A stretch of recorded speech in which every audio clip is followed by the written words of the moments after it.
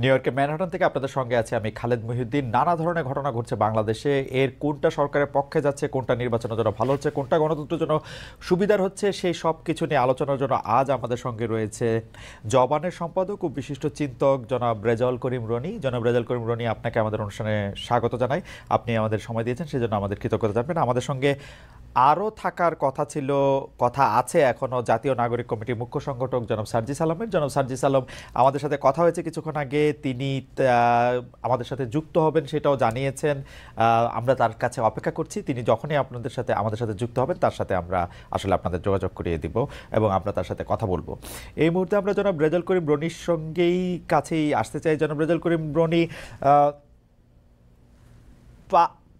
5 আগস্টের পরে তো আওয়ামী লীগ পালিয়ে আছে, মানে আওয়ামী লীগের সভানেত্রী পালিয়ে গেছেন, কাউকে কোনো কিছু না বলে হঠাৎ করে তিনি পালিয়ে গেছেন। সেই পালিয়ে যাওয়াটাও আসলে তিনি নানা ধরনের বয়ান আমরা নানা জায়গা থেকে শুনছি যে তিনি আসলে বাধ্য হয়ে পালিয়ে গেছেন, তিনি পালিয়ে যান নাই, তাকে তাড়িয়ে দেওয়া হয়েছে, ইত্যাদি ইত্যাদি ইত্যাদি।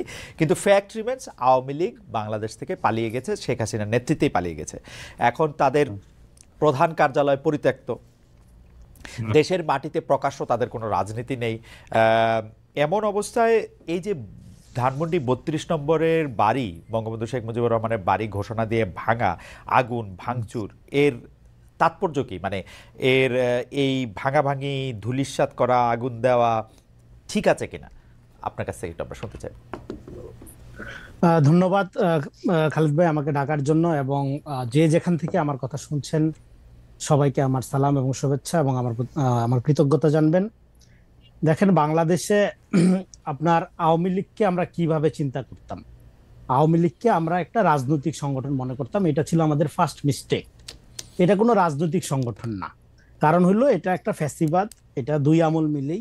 হ্যাঁ, শেখ মুজিব 71 আগে তার ভূমিকা এটা ইতিহাস নির্ধারণ করবে, কিন্তু 71-এর পরে শেখ মুজিবের হাতে প্রথম বিচার বহির্ভূত হত্যাকাণ্ড শুরু, এবং আপনার মানে রাষ্ট্রীয় স্বৈরতন্ত্র যেটাকে বলেন, স্বৈরতন্ত্রের জনক সে সে তাকে বলতে পারেন আপনারা। তারপরে সেই আপনার ধারার একটা চূড়ান্ত পরিণতি আমরা দেখলাম শেখ হাসিনার হাতে। তো সেই চূড়ান্ত পরিণতি আপনার এমনটাই হইল, এমন একটা তুঙ্গে যায় অবস্থান করলো যে তাকে ছাত্র জনতার অভ্যুত্থানের মধ্য দিয়ে পালিয়ে যেতে হলো। তার মানে দেখা গেল দুই আমল মিলে এটা একটা এমন ফ্যাসিবাদ। ফলে ফ্যাসিবাদ আমরা জানি ক্লাসিক্যালি, থিওরিটিক্যালি, যে ফ্যাসিবাদের কোনো রাজনীতি থাকে না, থাকে একটা দানবীয় সংগঠন, এবং সেই সংগঠনটাকে পরিচালিত করে একদল অলিগার্ক। হ্যাঁ, যারা টিকায় রাখে এইটাই হলো ফ্যাসিবাদ, এবং সেটা বেস করে প্রধানত মিথ্যার উপরে। যেখানে দরকার নেই সেখানেও সে মিথ্যা কথা বলে, কারণ সত্য কথা বললে তারা রাজনীতি থাকে না। তো এরকম একটা জিনিস, যেটা ফ্যাসিবাদের থাকে হলো একটা দানবীয় সংগঠন, থাকে না কোনো রাজনীতি, সেই রকম একটা সংগঠনকে রাজনৈতিক সংগঠন আমরা মনে করতাম। এটা ছিল আমাদের একটা প্রধান মিস্টেক। এখন ডিরেক্ট আপনার প্রশ্নে যদি আসি, তাহলে দেখেন, হ্যাঁ, 5 তারিখেই তো আপনার এটা মাটির সাথে মিশে যাওয়ার কথা ছিল, এত দেরিতে কেন? এই প্রশ্ন কিন্তু কেউ কেউ তুলছে। হ্যাঁ, মাটির সাথে মিশে যাওয়া, তারপরে হলো এদেরকে আপনারা ধরেন যে চীনের দুঃখ হোয়াংহো নদী, বাংলাদেশের দুঃখ গোপালগঞ্জ, হ্যাঁ, সেটাও আমরা জানি। তো কিন্তু এতদিন পরে কেন? এতদিন পরে কারণ হলো এটা তো স্পার্ক বাড়িতে উস্কায় দিচ্ছে শেখ হাসিনা। ভারতে বসে আপনি ধরেন, হ্যাঁ, বিভিন্ন গ্রুপে এবং এমন এমন সমস্ত লাইভে সে আসে, এক পর্নোগ্রাফারের লাইভে সে আইসার আগে কথা বলছে। হ্যাঁ, আমি বাই দ্য ওয়ে আমি শেখ হাসিনার কোনো কথাবার্তা শুনি না, কারণ বাংলাদেশের রাজনীতিতে আপনার আওয়ামী লীগ শেখ হাসিনা নিয়ে যদি কথা বলতে হয়, এর চেয়ে দুঃখজনক আর হয় না। এর চেয়ে এটা পুরোটাই সময়ের অপচয়। কারণ আমরা রক্তের বিনিময়ে একটা পোস্ট আওয়ামী অবস্থার মধ্যে পৌঁছাইছি, এবং আমাদের রাজনীতি বিকশিত হবে a country without Awami League. এখানে যখন আমরা পৌঁছাইতে পারবো তখন আমরা বিকাশ শুরু হবে। তো এখনো পর্যন্ত যদি আমরা 32, হ্যাঁ, 71-এর চেতনা, আওয়ামী লীগ, মুক্তিযুদ্ধ এগুলোর মধ্যে আটকায় থাকি, তাহলে আমার রাজনীতির বিকাশটা হবে কখন? এইটা আপনার এবং সরকারের পক্ষ থেকে কি বলা হচ্ছে যে এটা 32 নম্বরে যে হামলাটা, এটা হলো শেখ হাসিনা যে উস্কানিমূলক কর্মকাণ্ড, ভারতে বসে তারই তার তার বিক্ষুব্ধ জনতা, হ্যাঁ, এটা তাদের রাগের বহিঃপ্রকাশ আকারে করছে। আমি মনে করি শুধু রাগের বহিঃপ্রকাশ না, সেটা হলো আওয়ামী ফ্যাসিবাদের রাজনীতির পুরা মডেল। এইটা বাংলাদেশের আর মানুষ দেখতে চায় না, মানুষ আর যে চায় না তার একটা ধরেন সিম্বল এটা। এবং এটা আমি তো মনে করি শুধু মাটির সাথে ঘুরাই দেওয়া, এইটা, হ্যাঁ, হিংসা বহিঃপ্রকাশ, ক্রোধ, রাগের প্রকাশ, এটা একটা হইতে পারে, কিন্তু এইটা না। আপনাকে গোটা সমাজের যে আওয়ামীকরণ, সমাজের যে আপনার চারোদিকে যে আওয়ামী লীগ, মানে আওয়ামী লীগের আমলে আমরা কি দেখছি, সবাই আওয়ামী লীগ আবার কেউ আওয়ামী লীগ না। হ্যাঁ, এই জায়গার থেকে আপনাকে মুক্ত হইতে হবে। বাড়ি ভাঙ্গা, গোটায় দেওয়া, এগুলো তো সিম্বলিক, এগুলি বড় ইস্যু না। বড় ইস্যু হলো আওয়ামী লীগ যে একটা নফসানিয়াত আকারে আপনার বাংলাদেশের রাজনীতি, মানুষ এবং ফ্যাসিবাদের যে সামাজিকরণ হয়েছে বিশেষ করে শাহবাগের পরে, এটা তো আসলে একটা কাল্ট আকারে মানুষের চরিত্রের মধ্যে ঢুকে গেছে। এই জায়গার থেকে দেশকে মুক্ত করতে হবে। 32 নাম্বার ভাঙলো বা থাকলো, এটা বড় ইস্যু না। কারণ কি জানেন, অভ্যুত্থানের পরে একটা ফ্যাসিস্ট রিজিমের বিদায়ের পরে পৃথিবীর কোন দেশে, পৃথিবীর ইতিহাসে কোথাও আপনি দেখাইতে পারবেন না যে ফ্যাসিবাদের আপনার কেবলা বলেন, মন্দির বলেন, এগুলোকে পূজার জন্য প্রোটেক্ট করা হয়েছে বা রাইখা দেওয়া হয়েছে, কিন্তু সবই ঘুরাই দেওয়া হয়েছে। এটা কমন ফেনোমেনা, এটা নাথিং নিউ, এটা পৃথিবীর সব জায়গায় ঘটে। ফলে বাংলাদেশে এটাকে ইস্যু বানানোটাই একটা, আমি মনে করি যে একটা কি বলে যে অদরকারি। ঠিক আছে, মানে আপনি মনে করতেছেন যে এই বাড়িটা আরো আগে ভাঙে দেওয়া দরকার ছিল, কালকে একটু দেরিতেই ভাঙছে, তাই তো? জি জি। ওকে, তো সেইটার কারণ হিসেবে আপনি বলতেছেন যে আওয়ামী লীগকে আপনি রাজনৈতিক সংগঠন বলতে নারাজ। আপনি অনেকগুলি প্রশ্নের যদি একটু ছোট ছোট করে জবাব দেন, কারণ হচ্ছে যে আওয়ামী লীগকে আপনি আগাগোড়াই একটা ফেসিবাদী ভাবাদর্শের একটা ফেসিবাদী একটা জায়গা আপনি মনে করেন। আপনি যে কারণে আওয়ামী লীগকে একটি রাজনৈতিক সংগঠন মনে করেন না, সেই কারণে বাংলাদেশে আর কোনো রাজনৈতিক সংগঠন কি রাজনৈতিক সংগঠন হইতে পারে? ধরেন বিএনপি, ধরেন জামায়াত, ধরেন বামপন্থী দলগুলা, তারা ঠিক আছে, তারা রাজনৈতিক সংগঠন হতে পারবে, তারা রাজনৈতিক সংগঠন হিসেবে বিবেচিত হবে, মানে আপনি যদি ওই ফর্মুলাতে ফেলেন আর কি। ইন্টারেস্টিং, খুবই গুড কোশ্চেন। হ্যাঁ, বাংলাদেশের রাজনীতি বলতে আওয়ামী মডেলটাই গইরা উঠছে। এখন অন্যান্য যে দলগুলোর কথা বললেন, এরা এতদিন আওয়ামী লীগের রিয়েকশনারি পলিটিক্স করছে, যে কারণে বাংলাদেশে কোনো দলেরই বিকাশ হয়নি। ফলে আপনি যখন বিএনপি বলেন, জামাত বলেন, এগুলো এতদিনের যে রাজনীতি, সেটা হলো আওয়ামী লীগের রিয়েকশনে গইরা ওঠা রাজনীতি। ফলে সেই রিয়েকশনের রাজনীতি কম বেশি আওয়ামী আসরপ্রাপ্ত রাজনীতি। 5 তারিখের পরে জেনজির এই অভ্যুত্থানের একটা আকাঙ্ক্ষা হলো যে আমরা এমন একটা রাজনীতি চাই যেটা সিটিজেন ভিত্তিক, হ্যাঁ, গণতান্ত্রিক ভিত্তিক। এই জন্য আমি বলি 5 তারিখের পরের রাজনীতি আকাঙ্ক্ষা কি? রাজনীতি আকাঙ্ক্ষা হবে ফিলান্থ্রপি অ্যাজ পলিটিক্স। আগে কি ছিল? আগে ছিল পলিটিক্স অ্যাজ ফিলান্থ্রপি, মানে আমি কোটি কোটি টাকা দিয়ে নমিনেশন কিনবো, 100 কোটি টাকায় নমিনেশন করবো, 1000 কোটি টাকা চুরি করবো, এই হলো মডেল। হ্যাঁ, এখন এটা না। এখন মডেলটা হলো আপনি ইমিডিয়েট, রাইট নাও, এখন জনগণের সাথে কিভাবে থাকবেন তার আলোকে আমরা আপনাকে রাজনৈতিকভাবে বিবেচনা করব। তো এখন বাংলাদেশে যেটা হচ্ছে, হ্যাঁ, ইউ আর ভেরি রাইট, যে এখানে এই যে যত দলগুলো বললেন, দলগুলোর মধ্যে কম বেশি আওয়ামী আসর আছে, যে কারণে বাংলাদেশের রাজনীতি বিকাশই হয়নি। দেখা না দেশে আওয়ামী লীগ নাই, এমন একটা ব্যাপার যেটা কোনো রাজনীতি না। জনাব রনি, তাহলে কি আমি, মানে আপনি তো যেহেতু একজন চিন্তক, এই ব্যাপারগুলি নিয়ে আপনার গভীর চিন্তা ভাবনা আসে, এই জন্য আমি আপনার কাছে একটু বুঝাইতেছি। যার মানে হচ্ছে যে আপনি বলতেছেন যে আওয়ামী লীগের মতো করেই অন্যান্য রাজনৈতিক দলগুলি, মানে জামাতে ইসলামী বলি, বিএনপি বলি, জাতীয় পার্টি বলি বা বাম সংগঠনগুলি বলি, তারা আওয়ামী লীগের রিয়াকশনের পলিটিক্স করতে করতে তারা ছোট ছোট আওয়ামী লীগে পরিণত হয়েছে বা বড় বড় আওয়ামী লীগে পরিণত হয়েছে, তাই তো? তাহলে আপনি যদি আওয়ামী লীগকে ফেসিবাদী সংগঠন বলে ওর ব্যাপারে কোনো রাজনৈতিক আলাপ না করতে চান, তাহলে জামাত সম্পর্কে কেমনে করবেন সেইটা, মানে আমি একটু বুঝতে চাই। হ্যাঁ, রাইট। জামাত বিএনপি এরা তো রিয়েকশনের রাজনীতি করছে। তার মানে কি, এরা আওয়ামী লীগের কারণে বিকশিত হইতে পারে না। ফলে 5 তারিখের পরে সমস্ত রাজনৈতিক দলগুলোর জন্য একটা চ্যালেঞ্জ হলো যে তাহলে একটা ডেমোক্রেটিক রাজনৈতিক অবস্থার মধ্য দিয়ে, যেটাকে আমরা যেটা আলোচনা করতে চাচ্ছি, যে নতুন রাজনৈতিক বন্দোবস্ত। দেখেন, নতুন রাজনৈতিক বন্দোবস্ত মানে নতুন দলের বন্দোবস্ত না। হ্যাঁ, আমাদের এখানে পলিটিক্সটা প্রেজেন্ট, পলিটিক্স দরকার, আমাদের রাজনীতি দরকার। আওয়ামী লীগের কারণে কোনো রাজনীতির বিকাশ হয়নি। ফলে এখন শিক্ষাটা হইলো 5 তারিখের এইটা, যে আপনি বিএনপির নামে করেন, জামাতের নামে করেন, বামের নামে করেন, আওয়ামী মডেল আর চলবে না। আওয়ামী মডেল থেকে আপনাকে বের হইতে হবে। হ্যাঁ, এই জন্য আপনার প্রত্যেক দলের জন্য এটা একটা চ্যালেঞ্জ আকারে হাজির হয়েছে। You are very right. হ্যাঁ, তাদের মধ্যে যে আওয়ামী এলিমেন্ট গুলো আছে, আওয়ামী স্বভাব, এই জন্য বললাম যে আওয়ামী লীগ হলো আমাদের একটা কমন নফসানিয়াত, একটা জাতীয় চরিত্র আওয়ামী লীগ। হ্যাঁ, এই চরিত্র থেকে মুক্ত হওয়াটা এই রাজনৈতিক দলগুলোর জন্য একটা চ্যালেঞ্জ আকারে হাজির। তার মানে হচ্ছে আওয়ামী লীগ তো রাষ্ট্র ক্ষমতায় 75 থেকে 96 পর্যন্ত ছিল না, 96 থেকে 2001 পর্যন্ত থাকে, আবার 2001 থেকে 2009 পর্যন্ত ছিল না। তবুও মানে এই আওয়ামী লীগের রাজনৈতিক মডেল, বা যেটা আপনি নফসিয়ান বা মনন বলতেছেন, সেই মননটা আসলে আওয়ামী ভাবধারাতেই ছিল, মানে এখন পর্যন্ত। রাইট। তো বাংলা স্পিড দেখেন আরো সহজ করে বলি, হ্যাঁ স্পিড অফ বাংলাদেশটা কখনো বিকশিত হওয়ার সুযোগ পায়নি বাংলাদেশের রাজনীতিতে। আচ্ছা এখানে ভারতীয় বাঙালি জাতীয়তাবাদের যে ন্যারেশন সেটাই মেইন স্ট্রিম ছিল, সেটা আওয়ামী লীগ ক্ষমতায় থাক আর বিএনপি জামাত ক্ষমতায় থাক, হ্যাঁ সেইটার আলোকেই রাজনীতি বিকশিত হয়েছে। ফলে এখানে রাজনীতি বলতে যেটা বোঝায় এটা আওয়ামী মডেল, এখানে জ্ঞানের ধারণার আওয়ামীকরণ হয়েছে। একটা উদাহরণ দিই, ধরেন একটা লোক কবি সাহিত্যিক বা শিল্পী, সে ধরেন মুজিব পূজা করে কিন্তু তাকে আপনি আওয়ামী লীগ মনে করতেছেন, তাকে শিল্পী সাহিত্যিক মনে করতেছেন। আবার একটা লোক ধরেন যে জিয়া বা অন্য নেতাকে যদি ধরেন সে তার আইকন বা সিম্বল মনে করে, তাহলে তাকে আপনি মেইন স্ট্রিম মনে করতেছেন না, আমলে নিচ্ছেন না, হ্যাঁ সে দ্বিতীয় তৃতীয় ক্যাটাগরি হয়ে যাচ্ছে।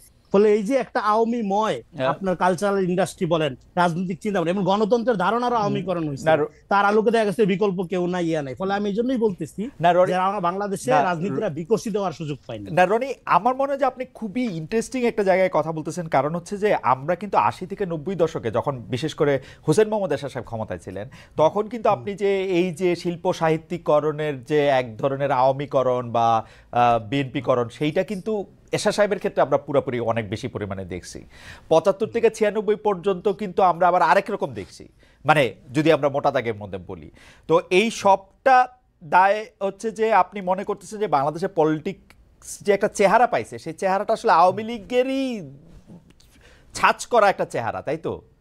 রাইট, এই চেহারাটা তৈরি করছে হইলো এখানকার বামপন্থী যে পলিটিক্স আপনারা সেটাকে বলে যে আমি যদি নন পলিটিক্যাল বামপন্থা, কালচারাল বামপন্থার সাথে আওয়ামী লীগের যে লিঙ্ক, তার আলোকে এটা তৈরি হয়েছে, যে কারণে এটা বিকশিত হয় নাই। এখানে স্পিড অফ বাংলাদেশটা আপনার আবিষ্কারই করা হয়নি।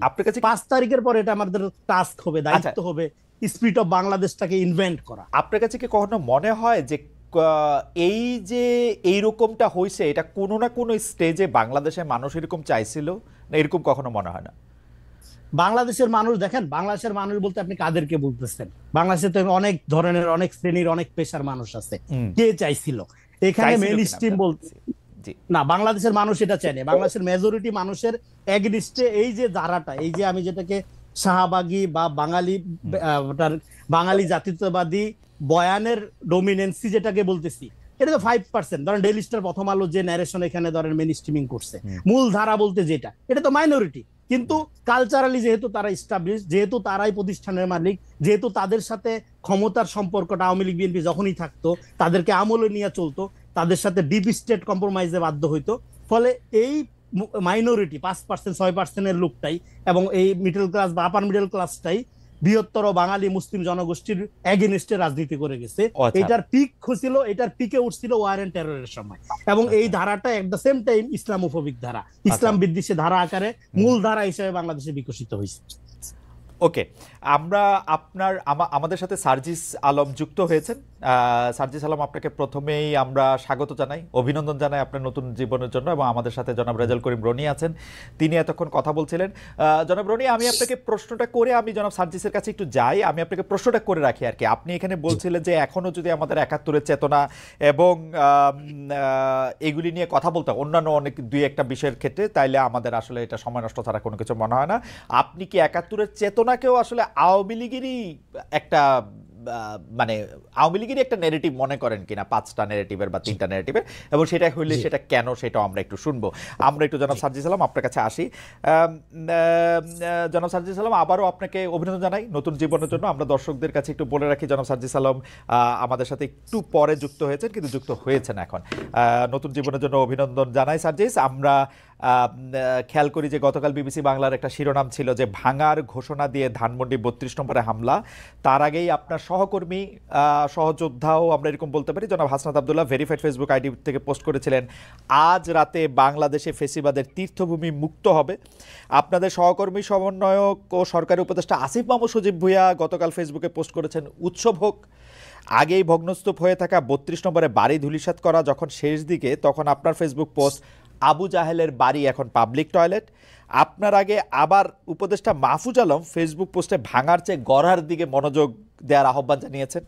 গতকালকের 32 নম্বরে বুলডোজার অভিযানের ঘটনায় বৈষম্যবিরোধী ছাত্র আন্দোলন ও জাতীয় নাগরিক কমিটির অফিসিয়াল অবস্থান কি ছিল? আপনাদের সমন্বয়কদের সবার অবস্থান আমার কাছে একরকম মনে হয় না, নাকি আমার এটা বোঝার ভুল? আপনি যদি একটু আমাকে পরিষ্কার করেন যে, যেমন আপনি আসার আগে আমি একটু সামারাইজ করি, জনাব রেজাউল করিম রনি বলেছেন যে এইটা আরো আগেই ভাঙা দরকার ছিল, এটা 5 আগস্ট এটা ভাঙা দরকার ছিল, গতকাল এটা অনেক দেরি হয়ে গিয়েছে, এটা ছিল মোটামুটি ওনার সার্বিক অবস্থান। উনি নিশ্চয়ই আবারও পরে বলবেন। জনাব সাজ্জাদ সালাম, আপনার কাছে একটু জানতে চাইব। প্রথমেই ভাই দুঃখিত আসলে আমার অনাকাঙ্ক্ষিত ভাবে এখানে যুক্ত হতে একটু লেট হওয়ার কারণে। আর দ্বিতীয়ত আপনাকে অসংখ্য ধন্যবাদ আমাকে শুভকামনা জানানোর জন্য। আমাদের জন্য আসলে দোয়া করবেন আপনারা।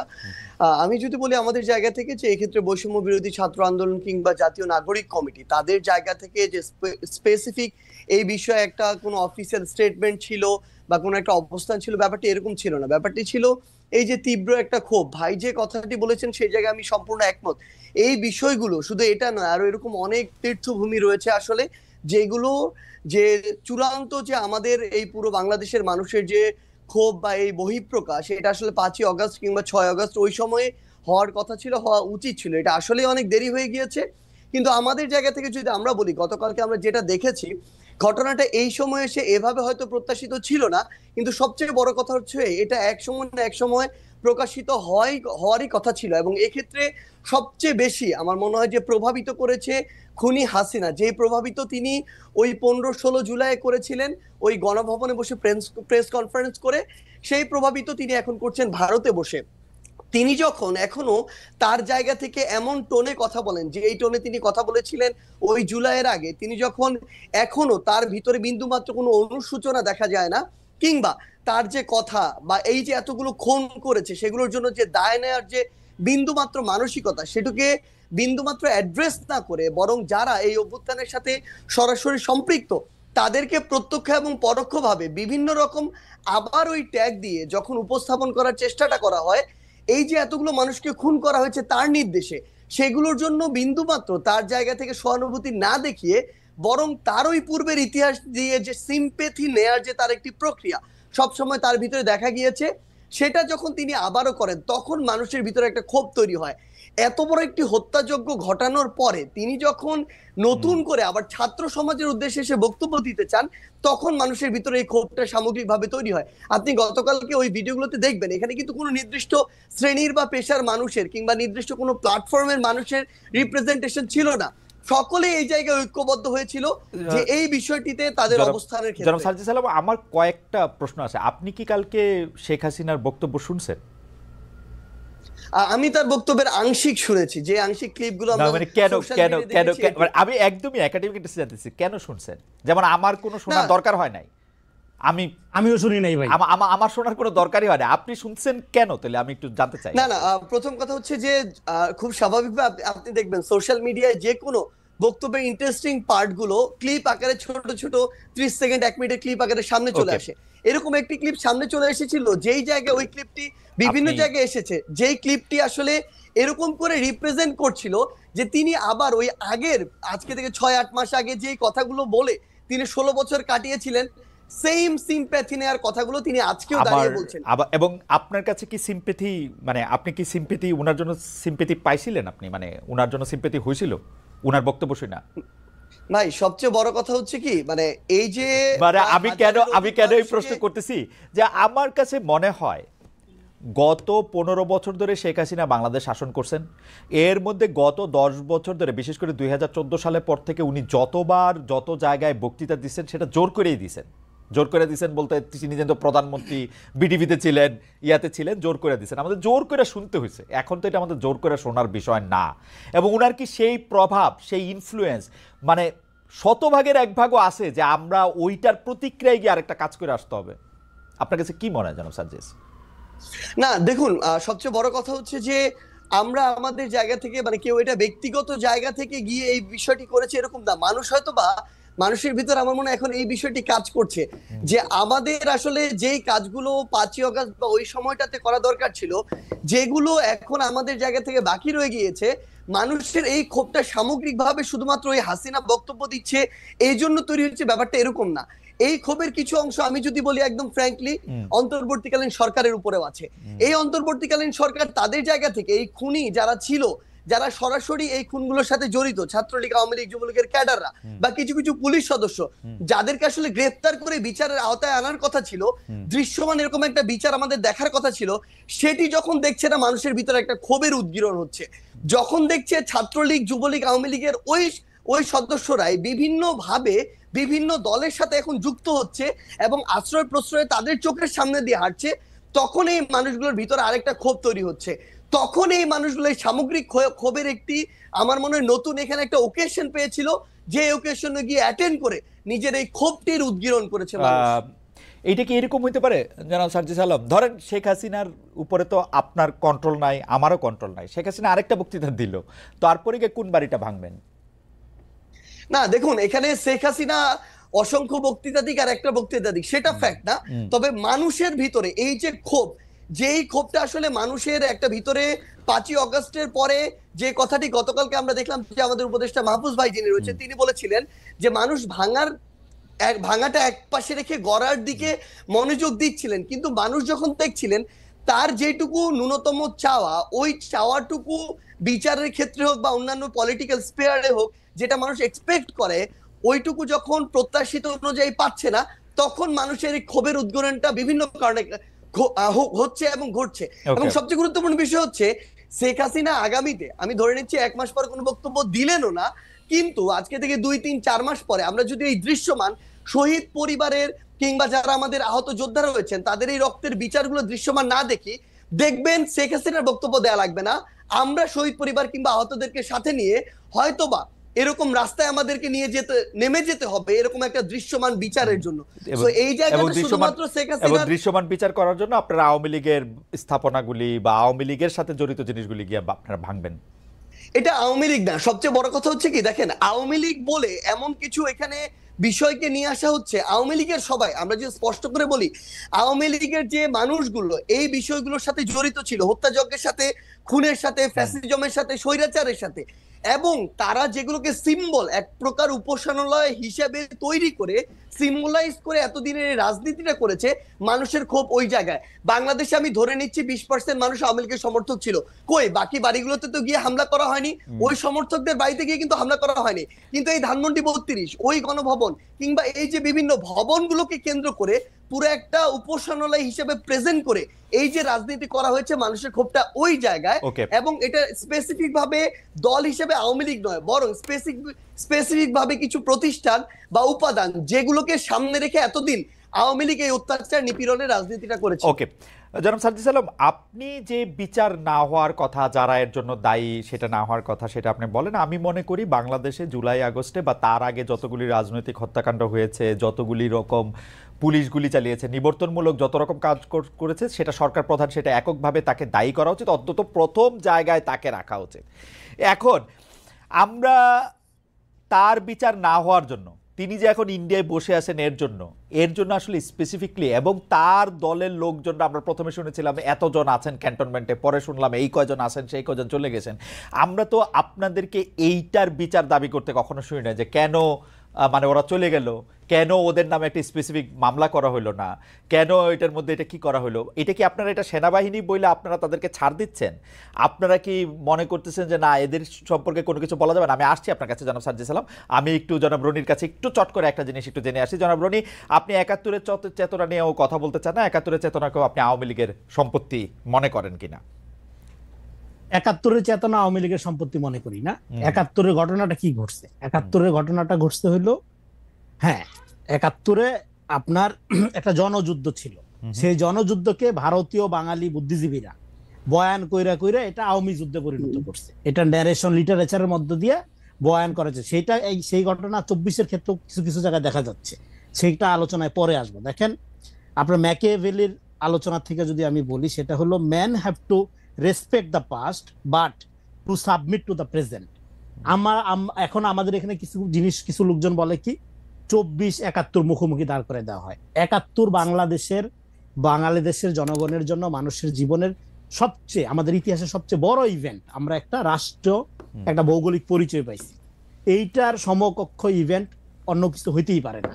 কিন্তু 24-এ আপনার ঘটনাটা কি ঘটছে? 71-এ আপনি পাইছেন দেশের স্বাধীনতা, আপনি পাকিস্তানের শোষণ নিপীড়নের বিরুদ্ধে দিয়ে, জনযুদ্ধের মধ্যে দিয়ে, সমস্ত শ্রেণী পেশার মানুষের সশস্ত্র সংগ্রামের মধ্য দিয়ে আপনি স্বাধীনতা অর্জন করছেন। হ্যাঁ, সেক্ষেত্রে লিডিং দল আওয়ামী লীগ ছিল ৭১-এর আগে, কিন্তু ৭১-এর যুদ্ধটা সংগঠিত করা, কৃষক যে অস্ত্র নিয়ে যুদ্ধ করলো, এটা কেন করলো? কারণ হলো সর্বদলীয় সংগ্রাম পরিষদের, এই যে শহীদ আসাদদের কথা বলি, হ্যাঁ, আসাদরা কারা? এরা কিন্তু ওই ভাসানীর নেতৃত্বে কৃষক সমিতি গড়ে তোলা, কৃষকদের মধ্যে এমনভাবে চৈতন্যটা আপনার সেই ৬৫ সালের পর থেকে এমনভাবে আপনার মানে ফিল্ড ওয়ার্ক গুলো করা হয়েছে, মাঠে মাঠে করা হয়েছে, যাতে করে এই কৃষক যাকে আপনার অবলা মনে করা হয়, তারা অস্ত্র হাতে তুলে নিয়ে যুদ্ধ করতে রাজি ছিল। হ্যাঁ, সিম্বল আকারে তখন আওয়ামী লীগ গুরুত্বপূর্ণ রাজনৈতিক দল আকারে দায়িত্ব পালন করে, তাদের নেতৃত্বে হ্যাঁ যুদ্ধ হয়েছে। কিন্তু মাঠে যুদ্ধ সংগঠিত করে আপনি যদি একটা গবেষণা করেন যে আওয়ামী লীগের বড় বড় নেতা আর মুক্তিযুদ্ধের শহীদদের তালিকা, দেখবেন যে আওয়ামী লীগ লজ্জা পেয়ে যাবে। এই যে মুক্তিযুদ্ধ ব্যবসায়ী দলটি, হ্যাঁ, এরা তো যুদ্ধ করছে কোথায়? বড় অংশ তো কলকাতায় আশ্রয় ছিল। হ্যাঁ, তাহলে এই জনযুদ্ধটা পরবর্তী সময় এখানকার এই আপনার এক ধরনের বুদ্ধিজীবী, হ্যাঁ, যারা ভারতীয় বাঙালি জাতীয়তাবাদের বয়ানের গোলাম, তারা এটাকে ন্যারেশন করে এটা আওয়ামী যুদ্ধে পরিণত করছে। শাহবাগের মধ্য দিয়ে এটার একটা সামাজিক ফ্যাসিবাদের চূড়ান্ত আমরা দেখছি। এইবার আসেন ২৪-এ ঘটনাটা কি করছে। ২৪-এ আপনি ৭১-এ আপনি দেশ পাইলেন, কিন্তু এ দেশের মানুষ নাগরিক হয়ে উঠলো না, সম্প্রদায়, হয় আওয়ামী লীগ, হয় বিএনপি, হয় জামাত, হয় পাহাড়ি, হয় বাঙালি হয়ে রইল। এইটার মধ্য দিয়ে নাগরিক আকারে বিকাশ হলো না। ২৪-এ আপনাকে করলো কি? আপনাকে রাজনৈতিকভাবে স্বাধীন করার একটা সুযোগ করে দিল। এই জন্য আমি বলি আমাদের দুইটা স্বাধীনতা যুদ্ধ, একটা হলো দেশের স্বাধীনতা ৭১, আর ২৪ হলো আপনার রাজনৈতিক স্বাধীনতা, রাজনৈতিক অধিকার অর্জনের স্বাধীনতা। জনাব রনি, আমি দুইটা জায়গায় আপনার একটু দৃষ্টি আকর্ষণ করতে চাই। এক হচ্ছে যে আপনি বলতেছেন যে আওয়ামী লীগের নেতৃত্বে যুদ্ধটা হয়েছিল, কিন্তু শহীদের মধ্যে আওয়ামী লীগকে বেশি লোক পাওয়া যাবে না, ৭১ নিয়ে আওয়ামী লীগ ব্যবসা করছে। এটা তো কে আর অস্বীকার করবে, ৭১ নিয়ে আওয়ামী লীগ ব্যবসা করছে। কিন্তু আর কোন দলরে তো ৭১ নিয়ে ব্যবসা করাটা নিষেধ ছিল না। তারা ৭১-এর তারা তো ৭১-এর এন্টিথিসিস দাঁড় করাইছে, আমরা যা দেখছি। পুরো আপনি দেখেন জামাতে ইসলামী বলি, বিএনপি বলি, আপনি তো এন্টিথিসিস দাঁড় করাইছেন। আর ২৪-এ প্রসঙ্গ আছে, জি আপনি একটু বলেন। ৭১-এর ন্যারেশনে আওয়ামী লীগ ৭১ ন্যারেশনটা ডিস্টর্ট করছে, জনযুদ্ধটাকে আওয়ামী যুদ্ধে পরিণত করছে। তার মানে কি জামাত রাইট ছিল? নো। তার মানে কি জাতির পিতা মেজর ডালিম? নো। আপনার ৭১, আপনি যেটা বলছেন, শুনেন, জামাত ইসলামের প্রবলেমটা হলো জামাত হিস্ট্রিক্যালি, আপনার একটা মজার কথা আছে, in the wrong side of history. আপনি জামাত ইতিহাসের একটা রং সাইডে ছিল ৭১-এ, হ্যাঁ, এবং এখন সে যদি মনে করে তাহলে ২৪টা জামাতের অভ্যুত্থান, এই রং সাইড থেকে রাজনীতি করা যায়, কিভাবে করা যায়? তাহলে আপনার ইতিহাসটা চেঞ্জ করে ফেলতে হবে। এই ২৪-এর অভ্যুত্থানটা যদি ধরেন জামাতের অভ্যুত্থান হইতো, হ্যাঁ, তাহলে জামাতের পলিটিক্যাল স্টেক দাঁড়াই যেত, আমরা কেউ ঠেকাইতে পারতাম না। কিন্তু এটা তো ভাই ২৪টা জামাতের অভ্যুত্থান না, এটা তো ভাই বিএনপির অভ্যুত্থান না, এইটা ছাত্র জনতার অভ্যুত্থান। এইটার সাবজেক্টিভিটি হলো প্লুরাল, এখানে দল মত নির্বিশেষে মানুষ এসে অভ্যুত্থান করছে। এবং এটার স্পিরিটটা ছিল কি? এইটার স্পিরিটটা ছিল ইনসাফ, নৈতিকতা। আর বাংলাদেশ দেখেন ১৫ বছরে বাংলাদেশের মানুষের মোরালিটি ধ্বংস হয়ে গেছিল। বিএনপি জামাত হিসাবে পিটায় মারা একটা স্বাভাবিক ব্যাপার হয়ে গেছিল। আচ্ছা, জামাত মারতেছে, আমারে তো মারতেছে না। ছাত্র দলের লোকজনের গুম করে নাই, গুলি করে মারে নাই, তখন তো মধ্যবিত্ত নামে নাই। কিন্তু যেই তার ছেলেকে মারছে, আরে এ তো খারাপ আওয়ামী লীগ, হ্যাঁ, তার মানে মিডল ক্লাস একটা প্রতারণা করছে। এবং এই প্রতারণা কেন করছে? মিডল ক্লাস প্রতারণা করছে, মুক্তিযুদ্ধের বাঙালি জাতীয়তাবাদের এমন একটা বয়ান তাদেরকে খাওয়ানো হয়েছে যে তোরে জুতার বাড়ি দিব ৩ বেলা, কিন্তু উন্নয়নের গল্প শোনাবো, সুখে থাকবে, অসুবিধা নাই, হ্যাঁ, উন্নয়নই বড়, টাকা পয়সা বড়। লোভকে জাতীয় সংস্কৃতি হিসাবে চালু করে আওয়ামী লীগ এগুলি করছে। হ্যাঁ, এখানে সেই জায়গা থেকে আপনি ধরেন এই যে ৭১ পূজা, যেটা, এটা ডেফিনেটলি আমাদের নৎসাৎ করতে হবে। এবং ২৪ হলো কি? ২৪ হলো আমাদের গোটা জনগোষ্ঠীর ইতিহাসের প্রকল্পকে রেস্কিউ করার আন্দোলন। রেস্কিউ করতে হবে। শোনেন, ইতিহাসে অকাট্য বলে কিছু নাই ভাই। না না, সেটা ঠিকই আছে। আমি আমি আমি আমি সকল ধরনের পূজা পার্বণের বিপক্ষে, কিন্তু সেটা ঠিকই আছে, সেটা আপনার বক্তব্য। শুধু হিন্দুরা করবে পূজা পার্বণ, সেটা একমাত্র আমি ধর্মীয় জায়গা থেকে বলতেছি না। আমি সকল ধরনের পূজা পার্বণ, সিম্বলিজম, সকল কিছুর এগুলির বিপক্ষে। কিন্তু ঘটনা হচ্ছে যে আপনি ৭১টারে পরে এসে যখন ২৪-এ আসলেন, জনাব রনি, আপনি যে রাজনৈতিক ইনসাফ প্রতিষ্ঠার জন্য ২৪-এর এই আন্দোলনটা হয়েছে, এইটা কি আপনি হাইন্ডসাইট বলতেছেন, মানে আগস্ট পার হয়ে আইসা সেপ্টেম্বরে বলতেছেন, নাকি জুলাই আগস্টেও আপনি এটা বুঝতেছিলেন? কারণ হচ্ছে আমরা আসলে শাহবাগের সময় বুঝতেছি। শাহবাগের সময় বুঝছেন ২০১৩ সালে? জি। 2013 সালে আমি শাহবাগের সময় পার্সোনালি আহ, আহ, আমার পজিশন একটু চেঞ্জ হয় নাই। আমি 13 সালে যা বলছি শাহবাগের সময় এখনো তাই বলতেছি। না মানলাম, কিন্তু 2024 সালের জুলাই আগস্টের আন্দোলনটা কি আসলে রাজনৈতিক ইনসাফ প্রতিষ্ঠার জন্য হয়েছিল কিনা? রাইট। জুলাই চ্যানেল, জুলাইয়ের কোনো রাজনৈতিক জুলাইয়ের কোনো রাজনৈতিক কর্তাসত্তা নাই। হুম, জুলাইয়ে যেটা হইছে, হুম, জুলাইয়ের কোনো রাজনীতি নেই, জুলাইয়ের আছে স্পিরিট, রাইট। এবং সেই স্পিরিটটাকে রাজনীতিতে রূপান্তর করা হলে এখন আমাদের দায়িত্ব। হুম, দেখেন একটা পপুলার, দেখেন যে ছেলেটা ব্রাকের ছেলেটা দাঁড়াইছে ও তো বিসিএস এর পরীক্ষা দিবে না। হুম। যে ছেলেটা না, রেসিডেন্সিয়ালের আইসা ব্র্যাকেট ছেলে বিশেষ পরীক্ষা কেন দিবে না? ওর দরকার নাই ভাই, ও বাইরে পড়বে হয়তো, বা বা ধরেন আপনার বাংলাদেশের গত অনেকগুলি বিসিএস এ প্রাইভেট বিশ্ববিদ্যালয়ের ছেলে মেয়েরা অংশগ্রহণ করছে, সবাই তো যায় না, সবাই যায় না, মানে আমি বলছি বড় অংশই যায় না, ডেফিনেটলি যায়। কিন্তু আমি বলতেছি যে স্কুলের ছেলেটা নামছে ওর কি চাকরি মাথায় আছে? আমি বলতেছি বাংলাদেশে যে ধরেন, আমি আমার কথাটা পয়েন্টটা হলো এটা, বাংলাদেশে যে 20 লাখ টাকা দিয়ে প্রশ্নপত্র কিনা মেয়েরে ছেলেরে ডাক্তার বানানো একটা গর্বের ব্যাপার, ঘুষ খায়া প্রচন্ড ভাবে হ্যাঁ লুটপাট কইরা টাকা পয়সা বানানো একটা সফলতার ব্যাপার। এই সংস্কৃতি তো চালু করছিল আওয়ামী লীগ। সেই জায়গা থেকে যে ছেলেগুলো এই সংস্কৃতি 2009 সাল থেকে চালু হয়েছে। হ্যাঁ চালু হয়েছে, তো তার ফলে আমরা গোটা সমাজের ব্যাপারে, ইয়াং প্রজন্মের ব্যাপারে তো আমরা আশাহত হয়ে গেছিলাম। I head politics generation grow হয়েছিল। সেই জেনারেশন যখন এইভাবে রাস্তায় নেমে আসলো, এটার স্পিডটা তো বুঝতে হবে। এই জন্য আমি বলি এটার স্পিডটা কি পলিটিক্স ছিল? এটার স্পিডটা না, পলিটিক্স ছিল না, এটা পলিটিক্স পরে আসে। প্রথমত এটা মোরাল স্পিড থেকে দাঁড়াইছে। সে দেখছে যে না, আমার আবু সাইদকে এইভাবে গুলি করে মারতেছে, এটা হইতে পারে না, ছাত্রকে গুলি করে মারতেছে, এটা হইতে পারে না। এই যে মোরাল, আগে তো এটা হয় নাই, যখন বিএনপি জামাত মারছে তখন কিন্তু তার মধ্যে মোরাল কলটা হয় নাই। ফলে এই যে নৈতিক জাগরণটা হইলো, এটা স্পিড জুলাইয়ের। এই জাগরণটাকে আপনি এবার পলিটিক্যালি ট্রান্সলেট করেন, ট্রান্সিডেন্টাল করেন, বিস্তৃত করেন, রাজনীতি দাঁড়ায় যাবে। এবং সেই রাজনীতি বাংলাদেশে এক্সিস্টেন্সিয়াল যে পলিটিক্যাল পার্টি বিএনপি জামাত এবং অন্যান্য যারা, ইভেন বৈষম্য বিরোধী যারা, প্রত্যেকের জন্য একটা চ্যালেঞ্জ আকারে হাজির হয়েছে। ওকে, আপনি জুলাই স্পিরিটটার যে অনুবাদের কথা, আমরা একটু কথা আগাই নেই, আমি প্রশ্নটা করে রাখি। জুলাই স্পিরিটটার যে আপনি এটা দেখতে পান, সেইটা হচ্ছে যে নতুন যে রাজনৈতিক বন্দোবস্তের কথা বলা হচ্ছে, সেই রাজনৈতিক বন্দোবস্তের মধ্যে এইটার মানে অনুবাদ আপনি দেখেন কিনা, সেইটা আমরা পরে আসবো। আমরা একটু জনাব সার্জিস আলমকে শুনে আসি।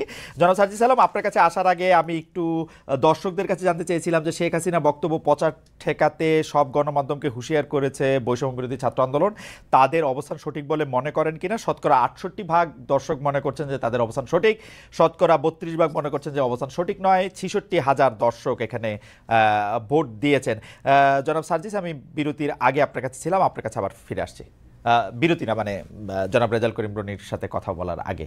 জনাব সার্জিস আলম, আপনি আপনার জায়গা থেকে ভাই একটা জিনিস একটু জাস্ট ক্লিয়ার করেন, ওই যে ছাড় দেওয়ার কথাটা বলেছিলেন, এটা কাদেরকে ইন্ডিকেট করে? অর্থাৎ এটা কি সেনাবাহিনী নাকি অন্তর্বর্তীকালীন সরকার? না না, আমরা শুনেছিলাম যে আওয়ামী লীগের যারা শীর্ষস্থানীয় নেতৃবৃন্দ আছেন, আওয়ামী লীগ, যুবলীগ, ছাত্রলীগ, বা তাদের মধ্যে অনেকে প্রাণ ভয় সেনাবাহিনীতে, ক্যান্টনমেন্টে আশ্রয় নিতে গিয়েছিলেন। তাদের একটা মোটামুটিভাবে তাদের একটা সংখ্যাও বলা হয়েছিল আইএসপিআর থেকে এটা দিয়ে, কিন্তু পরে আমরা দেখলাম তাদের কাছে এই সংখ্যক লোক তাদের কাছে আসলে নাই। আবার এদের কিছু লোক আবার এদের মধ্যে আছে। আমি সেজন্য জানতে চাইছিলাম যে আপনারা কি আসলে এই যে যাদেরকে ছেড়ে দেওয়া হলো, এমনকি শেখ হাসিনাকে যে বিদেশে চলে যেতে দেওয়া হলো পদত্যাগের পরে, এর জন্য কি আপনারা সেনাবাহিনীকে বা কাউকে আসলে দায়ী মনে করেন কিনা? আপনারা যে বিচারের কথা বলছেন, দেখেন দুইটা বড় বিষয় সার্জিস। একটা হচ্ছে যে এই আওয়ামী লীগের এই অন্যায়, অত্যাচার, হত্যা, গুম, খুন, 15 বছরের গণতন্ত্রহীনতা, সব প্রতিষ্ঠান ধ্বংস করা, এগুলির জন্য যে শাস্তির দাবি, সেই শাস্তি যে না হওয়া, সেই বিচার কাজ যে শুরু না হওয়া, সেটার জন্য আপনি আসলে কারে দায়ী করবেন? এখন তো আপনারা ক্ষমতায়, আপনাদের পছন্দের সরকার ক্ষমতায়, তাই না? দ্বিতীয় কথা হচ্ছে যে এই জুলাই আগস্টে যারা শহীদ হয়েছেন, সেই শহীদদের মধ্যে থেকে যারা আহত হয়েছেন, তাদের চিকিৎসার জন্য, তাদের টাকা পয়সা দেওয়ার জন্য যে সরকারের, আমি কোট আনকোট ব্যর্থতা বলতেছি, সেইটার জন্য আপনি আসলে কাকে দায়ী করবেন? আপনি নিজেও আপনি দেখেন যে জুলাই স্মৃতি ফাউন্ডেশনের সাধারণ সম্পাদকের দায়িত্বে আপনি আর থাকলেন না। কারণ হচ্ছে যে এই পুরো ব্যাপারটা যদি আপনি বলেন, যেই দুইটা বিষয় নিয়ে আপনি আসলে দায়ী করতেছেন যে আওয়ামী লীগের বিচার হচ্ছে না, শহীদদের বা আহতদের পাচ্ছে না, তার জন্য আপনি দায়ীটা করবেন কারে আসলে? নিজেরা ছাড়া? দেখুন, এই জায়গায় হচ্ছে না, যেখানে আমার নিজের দায় আছে আমার নিজের দায়ও সেখানে স্বীকার করতে কোনো সমস্যা নেই, কিন্তু সবচেয়ে বড় কথা হচ্ছে আমরা আমাদের জায়গা থেকে যে জিনিসটা মনে হয়েছে সেটা হচ্ছে বর্তমানে অন্তর্বর্তীকালীন সরকারে খুব স্বাভাবিকভাবে যখন এখানে উপদেষ্টা নির্ধারণ করা হয়, বিভিন্ন দলের মতের বিভিন্ন স্টেক হোল্ডারের সাজেশন নেওয়া হয়, সবাই সবার জায়গা থেকে এই যে যে মানুষগুলোর নাম সাজেশন করেছিল যারা এখন রয়েছে উপদেষ্টা পরিষদে, সবাইকে হয়তো এরকম মনে করা হয়েছিল যে এই মানুষগুলো তাদের জায়গায় স্ব কর্মক্ষেত্রে এই মানুষগুলো ভালো এবং তাদেরকে এখানে সাজেস্ট করা হয়। কিন্তু আমার জায়গা থেকে, আমার ব্যক্তিগত জায়গা থেকে মনে হচ্ছে এখন যারা আমাদের এই জায়গায় উপদেষ্টা পরিষদে রয়েছেন অনেকের ক্ষেত্রে এই জিনিসটা খাটে। তারা হয়তো মনে করছেন যে বাংলাদেশের যে মানুষ যারা রয়েছে তারা হয়তো হয় তাদের মতোই সবাই ভালো, না হয় তারা মনে করছেন যে এই মানুষগুলো খুব দ্রুত ভালো হয়ে যাবে, একটা সুযোগ দিয়ে দেখি। কিন্তু সবচেয়ে বড় কথা হচ্ছে এই বাংলাদেশে আমরা দেখছি প্রত্যেকটা সেক্টরে মানুষদের শিরায় শিরায় আসলে এই যে এতদিনের যে ফ্যাসিজম কিংবা এই যে একটা চিন্তা ভাবনার একটা একটা করাপ্টেড চিন্তা ভাবনা ঢুকে গিয়েছে, এখান থেকে মানুষকে বের করে নিয়ে আসার জন্য একটা স্ট্রিক্ট একটা ওয়েতে যাওয়া প্রয়োজন। কিন্তু খুব স্বাভাবিকভাবে সেটি আমরা দেখছি না, বরং ওই মানুষগুলোর মধ্যে যে প্রথমে 2-3 মাসে যে একটা ভীতি তৈরি হয়েছিল যে জনাব সার্জিস একটা কথা বলি, জনাব সার্জিস একটা কথা বলি, আমি বিভিন্ন জনের কাছ থেকে যা জানছি, যত উপদেষ্টা আপনারা নিয়োগ দিচ্ছেন ডক্টর ইউনূস সহ, আপনারা সহ সব উপদেষ্টা নিয়োগ দিচ্ছেন আপনারা আর কারো কথা শুনে কোনো একজন উপদেষ্টা নিয়োগ দেন নাই। আচ্ছা, সবচেয়ে ভাই একটা জিনিস একদম ক্লিয়ার করি, এটা হচ্ছে সবচেয়ে বড় মিথ্যা কথা। কেউ যদি বলে থাকেন তাহলে তিনি মিথ্যা বলেছেন অথবা না জেনে বলেছেন। এখানে বিএনপি তাদের সরাসরি তাদের মত ছিল, তাদের সাজেশন ছিল, জামায়াতের মত ছিল, তাদের সাজেশন ছিল, অন্যান্য রাজনৈতিক দলগুলোর জায়গা থেকেও নামের সাজেশন ছিল, বাংলাদেশ সেনাবাহিনীর পক্ষ থেকে সাজেশন ছিল, শিক্ষার্থীদের পক্ষ থেকে সাজেশন ছিল, সিভিল সোসাইটির পক্ষ থেকে সাজেশন ছিল। আমরা শুনছি শুধু আপনাদের সাজেশন নেওয়া হয়েছে, আর কারো সাজেশন নেওয়া হয় নাই ভাই। এবং সবচেয়ে বড় কথা, ইভেন এখানে প্রফেসর ডক্টর মোহাম্মদ ইউনূস যখন তাকে প্রধান উপদেষ্টা হিসেবে আমরা আমাদের জায়গা থেকে প্রস্তাব করি এবং তিনি সেখানে পজিটিভ একটি রেসপন্স করেন, তখন তার জায়গা থেকেও সাজেশন ছিল এরকম যে আমি এই পরিষদটাকে যদি কন্টিনিউ করতে চাই, এখানে আরো 2-3 জন এই মানুষকে প্রয়োজন এই জায়গাগুলোতে উপদেষ্টা পদে। সো এখানে প্রায় 5 থেকে 6টি স্টেক হোল্ডারের সরাসরি অংশগ্রহণ ছিল, সরাসরি তাদের সাজেস্ট করা যে উপদেষ্টারা তারা এখন রয়েছেন। কেউ যদি এটা স্বীকার করতে না চান, অবশ্যই এটা সৎ সাহসের তাদের অভাব। এখন যদি এই কথাটি বলি যে এখানে যে জিনিসটা আমরা আমাদের জায়গা থেকে দেখতে পাচ্ছি, সরকারের আসলে অনেক উপদেষ্টার নর্মাল সময়ে যেরকম একজন মন্ত্রী অ্যাক্টিভলি এখানে পার্টিসিপেট করার কথা, গার্ডস নিয়ে বোল্ডনেস শো করে কাজ করার কথা, অনেক উপদেষ্টার ভিতরে আমরা এখন সেটা দেখতে পাচ্ছি না। তারা গতানুগতিক তাদের যে অফিস ওয়ার্ক, সেই অফিস ওয়ার্ক গুলো তারা তাদের জায়গা থেকে করছেন। সো আমাদের জায়গা থেকে মনে হচ্ছে যে যেভাবে এরকম একটি করাপ্টেড আমলাতন্ত্র এতদিন ধরে চলেছে বা করাপ্টেড করা হয়েছে, সেই আমলাতন্ত্রকে ব্যবহার করে যখন তাদের মতো করে গতানুগতিক একটি মন্ত্রণালয় চলবে, সেটা থেকে কাঙ্ক্ষিত আউটপুট কখনো পাওয়া সম্ভব নয়। এই বিষয়টি আমরা এখন আমাদের জায়গা থেকে দেখছি। এই যে বিচারিক যে প্রক্রিয়াটি, আপনি সেনাবাহিনীর এখানে ক্যান্টনমেন্টে প্রায় 6 শতাধিক বিভিন্ন মানুষজন তাদের আত্মগোপনে থাকার কথা যেটি বলছেন, আমরা আমাদের জায়গা থেকে বৈষম্য বিরোধী ছাত্র আন্দোলন প্ল্যাটফর্ম, জাতীয় নাগরিক কমিটি প্ল্যাটফর্ম, এই জায়গা থেকে আমরা সরকারকে পুশ করেছি। আমাদের যারা ছাত্র উপদেষ্টা 3 জন রয়েছে সরকারে, তাদেরকে বলেছি, তারা তাদের জায়গা থেকে সরকারকে বলেছে, সেনাবাহিনীকে বলেছে। সেই জায়গায় সেনাবাহিনী একটা রিপোর্টও দিয়েছে। শেষ করি একটু, সেই রিপোর্টে যেটি দেখানো হয়েছে যে রাজনীতিবিদ যারা ছিল তাদের সংখ্যাটা বেশ কম, ইভেন এটা 100-রও নিচে, তারা বলছেন অ্যারাউন্ড 50-এর মতো। এবং এই জায়গাটার সংখ্যাটা সবচেয়ে বেশি হচ্ছে কিছু পুলিশ কর্মকর্তা, কিছু আমলাতন্ত্রের কিছু আমলা, তারা তাদের পরিবার সহ ওই বিভিন্ন বাড়িগুলোতে তাদের আত্মীয় স্বজন বাসায় আশ্রয় নিয়েছিলেন। এবং সবচেয়ে বড় সংখ্যাটা হচ্ছে আমলা এবং পুলিশ, যারা এই হত্যাযজ্ঞের সাথে সরাসরি জড়িত ছিলেন, যারা ওই আমলাতন্ত্রে বসে শেখ হাসিনাকে সার্ভ করেছেন। সেই জায়গায় এখন সবচেয়ে বড় যে সমস্যাটি হচ্ছে, তারা কিছুদিন আত্মগোপনে বা কাজে ঠিকমতো অংশগ্রহণ না করে এখন বিভিন্ন ফর্মে আবার অংশগ্রহণ করছেন। কিন্তু সরকারের জায়গায় যে একটি স্ট্রিক্ট হয়ে যে একটি ব্যবস্থা নেওয়ার যে প্রক্রিয়াটি, সেটি আমাদের জায়গা থেকে আমরা দেখছি না, বরং আমরা যেটি দেখছি যে ওই আমলাতান্ত্রিক যে বিচারিক প্রক্রিয়া, ওই জায়গায় সরকার এখন ঢুকে সেই প্রসেসের মধ্যে দিয়ে যাচ্ছে। জনাব সার্জিস, আপনি তো আসলে বাংলাদেশে এবং আপনি বাংলাদেশের মোটামুটি 5 জন গুরুত্বপূর্ণ লোকের একজন, আপনি ভালো বলতে পারবেন।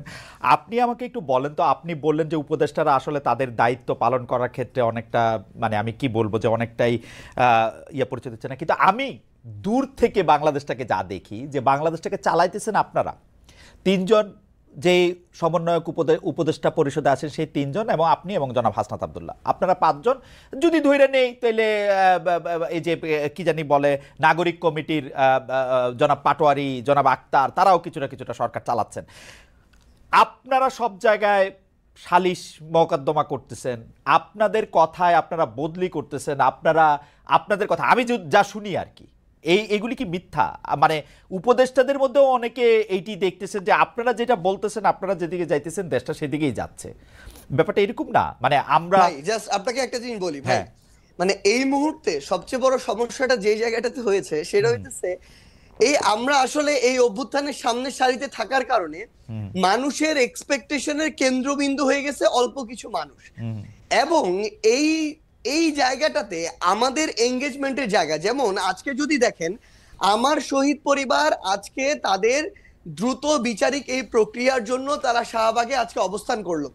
এই শহীদ পরিবারের সাথে আমাদের গিয়ে কথা বলতে হয়, তাদের হয়ে কথা বলতে হয় দ্রুত যেন বিচারিক প্রক্রিয়াটা, অর্থাৎ সরকারের একটা অংশ হয়ে আমাদেরকে আবার এই মানুষগুলো লং টার্ম সাস্টেইনের জন্য বাংলাদেশের এই যে মানুষগুলো তরুণ প্রজন্ম যারা নতুন করে চিন্তা করছে, স্বপ্ন দেখছে, এই অভ্যুত্থানের স্পিডটাকে আমরা যদি ধারণ করতে চাই আমাদের ওইরকম একটা পলিটিক্যাল প্ল্যাটফর্ম প্রয়োজন যেটা থেকে আমরা নতুন করে এই স্বপ্নটা ক্যারি করা আমাদের বেস্ট ট্রাই করব।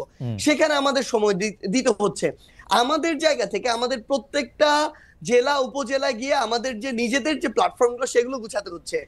এরপরে আমাদের যারা উপদেষ্টা রয়েছেন তাদের সাথে আমাদের যারা প্রতিনিধি সরকারে রয়েছেন তারা যখন সরকারে থাকেন উপদেষ্টা, কিন্তু তাদের সাথে আমাদের একটা আলাদা কমিউনিকেশন অবশ্যই থাকবে, কারণ ফিল্ডের অবজারভেশনটা আমাদের তাদেরকে দিতে হবে, তাদের সাথেও আমাদের গভর্নমেন্টের ওই রেসপন্সটা তাদের থেকে নিতে হবে। সো এই যে প্রত্যেকটা বিষয় যদি দেখেন প্রত্যেকটা বিষয়ে আমরা আমাদের জায়গা থেকে এগুলো বিভিন্ন ভাবে জনগণের এক্সপেকটেশন অনুযায়ী আমাদের কথা বলতে। একটু শেষ করি ভাই, কিন্তু আপনি যে জিনিসটা বললেন এই যে সালিশের কথাটা বললেন, আজকে শাহবাগে আমার শহীদ পরিবার বসেছে, সেখানে তারা এক্সপেক্ট করে যাদের নেতৃত্বে অভ্যুত্থানে হয়েছে আন্দোলনটি হয়েছে তাদের কেউ একজন কথা বলুক, সেখানে যেতে হয়। আজকে যখন আমরা আহতরা কোথায় বসে সেখানে যেতে হয়, সেটা তো অবশ্যই যাবেন সার্জিস, সেটা তো অবশ্যই যাবেন। আমি বলি আপনারা কি ফোন করে এসপি বদল করেন বা সচিব? একটা জিনিস বলি, হ্যাঁ সচিব নিয়োগে তদবির দেন। সবচেয়ে বড় সমস্যাটা এখন কোন জায়গায় হয়ে গেছে, যদি আপনি যে কোনো জায়গায় একটা সমন্বয়কের একজন নাম ব্যবহার করতে পারেন, স্পেশালি যাদের নাম সবাই চেনে, তাহলে আপনার সাতকুল মাপ। ইভেন বাংলাদেশের সবচেয়ে বড় যে পলিটিক্যাল যে রাজনৈতিক দলগুলা, এই বড় রাজনৈতিক দলের যে রাজনৈতিক ব্যক্তিত্বের নাম আপনি জানেন, বাংলাদেশের অধিকাংশ মানুষ জানে, তারাও সুযোগ পেলে এরকম দু একজন সমন্বয়কের নাম ব্যবহার করে বিভিন্ন জায়গায় বদলি করায়, বিভিন্ন জায়গায় বিভিন্ন তদবির করে। নাম ব্যবহার করলে বদলি হয়, এটাই সবচেয়ে বড় সমস্যা। আমরা তো কখনো চাই না যে এটা হওয়া উচিত, কিন্তু সবচেয়ে বড় কথাটি হচ্ছে যে জায়গাটাতে এই যে বাংলাদেশের এতদিনের যে কালচার, নাম ব্যবহার করে এতদিন শেখ হাসিনা, গণভবন 32 এসব নাম ব্যবহার করে বদলি হইতো, এখন তারা মনে করে যাদের নেতৃত্বে অভ্যুত্থান হয়েছে তাদের নামটা যদি ব্যবহার করি, এবং এই যে আমরা যাদেরকে কেন্দ্র করে এখন আমলাতন্ত্র পরিচালিত হচ্ছে, জুডিশিয়ারি পরিচালিত হচ্ছে, কিংবা অন্যান্য যে প্রতিষ্ঠানগুলো পরিচালিত হচ্ছে, তারা তো ওই ট্রেডিশনে অভ্যস্ত, তাদের রক্তে কিন্তু এই সুপারিশ, তদবির, ক্ষমতার অপব্যবহার, এখন যখন এই নামগুলো ব্যবহার করছে বিভিন্ন রাজনৈতিক দলের নেতাকর্মীরা, তখন তারা এই জিনিসটাকে মেনে নিচ্ছে, কারণ তারা এটা তো অভ্যস্ত। কিন্তু ভাই আমাদের জায়গা থেকে সবচেয়ে বড় কথা বলি, ইভেন যদি আপনি এরকম শুনেও থাকেন, এটা যদি 10 জন হয় কয়েকজন মানুষের সমন্বয়কদের নাম ব্যবহার করে, এটা অন্তত 70-80 জন হচ্ছে বিভিন্ন রাজনৈতিক দলের গুরুত্বপূর্ণ রাজনৈতিক ব্যক্তিদের। আমি এই কথাটায় আসি। আপনি কি খেয়াল করেছেন যে আপনাদের যে এলজিআরডি উপদেষ্টা আছেন, আপনার সহযোদ্ধা জনাব আসিফ মাহমুদ সজীব ভুঁইয়া, তিনি একটি চিঠি লিখে বলেছেন যে এই প্রশাসক নিয়োগ দিতে হবে। এইটা কি মানে সেম না যে ধরেন আওয়ামী লীগের এলজিআরডি মিনিস্টার যিনি থাকতেন, তিনি আওয়ামী লীগের একজন লোককে মনে করলেন যে তাকেই প্রশাসক নিয়োগ দিতে হবে, তাকে প্রশাসক নিয়োগ দেওয়া হোক, এটা চিঠি দেওয়া হোক, এটি সেম সেই যেটা, যেহেতু চিঠিটা সামনে আসছে সেই জন্য বলতেছি। না ভাই, একটা জিনিস কি, তিনি একজন মন্ত্রণালয়ের একজন উপদেষ্টা হিসেবে দায়িত্বপ্রাপ্ত আছেন, তার কাছে কোনো একটা বিষয়ের যদি মনে হয় যে এই জিনিসটা ওই স্বার্থে বেটার, তিনি এই জায়গায় ধরেন সাজেশন দিয়েছেন, কিন্তু তিনি তার জায়গা থেকে, আমি একটা জিনিস বলি, কখনো এটাতে কাউকে যদি বাধ্য করেন যে এটাই করতে হবে এবং না হলে এটার বিরুদ্ধে তার ওই অ্যাকশনটা দেখেন, তখন আমি তার বিরুদ্ধে গিয়ে দাঁড়িয়ে যাব। কিন্তু আপনি এটা বলেন ভাই, একদম ক্লিয়ার প্রশ্ন, আপনি এটা বলেন এরকম সিঙ্গেল একটা সুপারিশ যেটা সার্জিস করেছে, এরকম সিঙ্গেল একটা সুপারিশ যেটা হাসনাত করেছে, আমরা আমাদের জায়গা থেকে এটা আমরা মনে করি যে আমরা ওইরকম কোনো অথরিটি না যে এই জায়গাটি করতে পারে। আমরা আমাদের জায়গা থেকে এই দাবিটি তুলি, যেই দাবিটি আমরা তুলি, এই দাবি আমরা সোশ্যাল মিডিয়া ওপেনলি তুলি, কারণ আমাদের মনে হয় যেটা পুরো বাংলাদেশের জন্য প্রয়োজন, মানুষের জন্য প্রয়োজন, সেটা আমরা ওপেনলি পুরো বাংলাদেশের সামনে। আচ্ছা, আমি আপনাকে প্রশ্নটা করে যাই তেলে। প্রশ্নটা হচ্ছে যে দুই তিনটা জিনিস, একটা তো আছে যে পারসেপশন, সেই পারসেপশনে আমরা দেখতে পাচ্ছি যে আপনারা রাজনৈতিক দল করবেন, রাজনৈতিক দল করার জন্য আপনাদের টাকা দরকার হবে, বিভিন্ন জায়গা থেকে আপনাদের টাকার অন্য রাজনৈতিক দলগুলোর সাথে যদি আপনাদের মাঠে মোকাবেলা করতে হয় তাহলে আপনাদের টাকা লাগবে। টাকা লাগার জন্য আপনারা বিভিন্ন জায়গা থেকে চাঁদা নিচ্ছেন, কখনো সেই চাঁদা গাড়ি হয়ে আসছে, কখনো সেই চাঁদা বাড়ি হয়ে আসছে, কখনো রূপায়ণ টায়ার আপনাদের অফিস হয়ে আসছে, কখনো আপনার কম্বল হয়ে আসছে সার্জিস, কখনো আসিফ মাহমুদের হেলিকপ্টার হয়ে আসছে। তো ওই যে চাঁদার অংশটুকু আপনারা পাচ্ছেন, সেটা পাইতে হলে আপনাদের তো কিছু না কিছু কাজ করে দিতে হবে, সেই কাজগুলিও আপনারা করতেছেন। এইটা হচ্ছে পারসেপশন, এটা হচ্ছে আপনাদের বিরুদ্ধে অভিযোগ। যদি আপনি বলেন বা কেউ কেউ এটা অভিযোগ হিসেবেও দেখতে চান না, কেউ কেউ মনে করেন যে এটা ঠিকই আছে, এটা নিয়ে আমরা আপনার সাথে একটু কথা বলবো। আমি একটু জনাব রেজাল করিম রনির কাছ থেকে আসি। জনাব রেজাল করিম রনি, আমি যেটা বলতে চাইছিলাম যে আপনি যেটাকে আসলে রাজনৈতিক ফেসিবাদের একটা বয়ান, তারপরে হচ্ছে যে আওয়ামীকরণ, সেই আওয়ামী লীগের দেখানো পথেই আবার বিএনপি, জামাত, জাতীয় পার্টির মতো ছোট ছোট আওয়ামী লীগের মতো করে একটা হওয়া, 24-এ এসে আপনি যে দেখলেন যে এইটার ইয়াটা চেঞ্জ হয়েছে বা চেঞ্জ হওয়ার জন্য আন্দোলনটা হয়েছে, যেটা রাজনীতি, এটা আপনি দেখতে পান কিনা আসলে? আমি যদি বলি এই বৈষম্য বিরোধী ছাত্র আন্দোলন, বর্তমান সরকারের উপদেষ্টা এবং জাতীয় নাগরিক কমিটি, তিনটাকে যদি আমরা একটা বডি ধরি, তাহলে কি আপনি চেঞ্জ দেখতে পান যে রাজনীতিতে চেঞ্জ আসতেছে?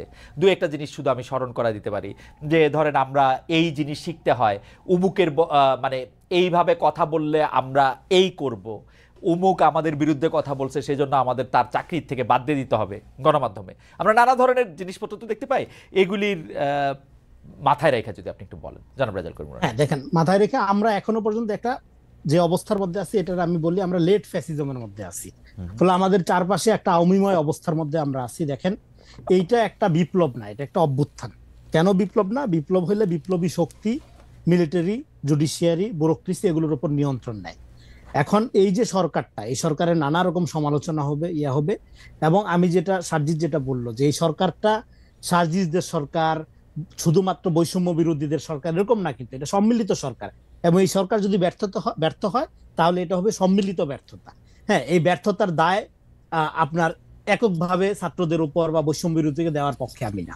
কারণ এইটা আসলেই যখন গঠন হয় তখন এটা সম্মিলিতভাবে গঠন করা হয়েছিল, এবং এরকম একটা সরকার না হইলেই বরং ভালো হতো, একটা জাতীয় সরকার বা আরো বড় আপনার কি বলে যে পরিসরের সরকার হইলে বরং ভালো হইতো। যাই হোক, আপনি যেটা বললেন, দেখেন বাংলাদেশে রাজনীতির যে মডেলটার কথা আমরা বলতেছি, এখন ধরেন এখানে ক্লিনজিং এর রাজনীতি করা যাবে না। আওয়ামী লীগের ক্ষেত্রে সমস্যাটা কি হচ্ছে? জামাতের ক্ষেত্রে বাংলাদেশ 54 বছর যে সমস্যা ফেস করছে, এখন আওয়ামী লীগের ক্ষেত্রে ঠিক সেই সমস্যাই হচ্ছে।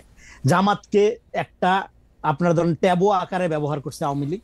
যখন তার সর্বশেষ দরকার হয়েছে, সে তার অন্তিম মুহূর্তে, হ্যাঁ, যখন সে তার আপনার কি বলে যে তার জান যায় সেই মুহূর্তে সে জামাতকে নিষিদ্ধ করে একটা শেষ স্টেক খেলার চেষ্টা করছে, সেটা ফেল করছে 3 তারিখে। তো এখন একই ঘটনা আওয়ামী লীগ নিয়ে হচ্ছে। হ্যাঁ, আওয়ামী লীগ একটা ফ্যাসিস্ট, পরীক্ষিত ফ্যাসিস্ট শক্তি, এবং শুধু আওয়ামী লীগকে রাজনীতিতে অংশগ্রহণের সুযোগ দেওয়ার সাথে সাথে একটা গুরুত্বপূর্ণ প্রশ্ন জড়িত, আপনি ভারতকে সুযোগ দিবেন কি না। হ্যাঁ, আওয়ামী লীগের প্রশ্ন এলাও করা মানে হলো ভারতের প্রশ্ন এলাও করা, মানে আপনার বাংলাদেশের পলিটিক্সে ভারতের খবরদারি আপনি মেনে নিবেন কি না, সেই প্রশ্নটাও চলে আসে।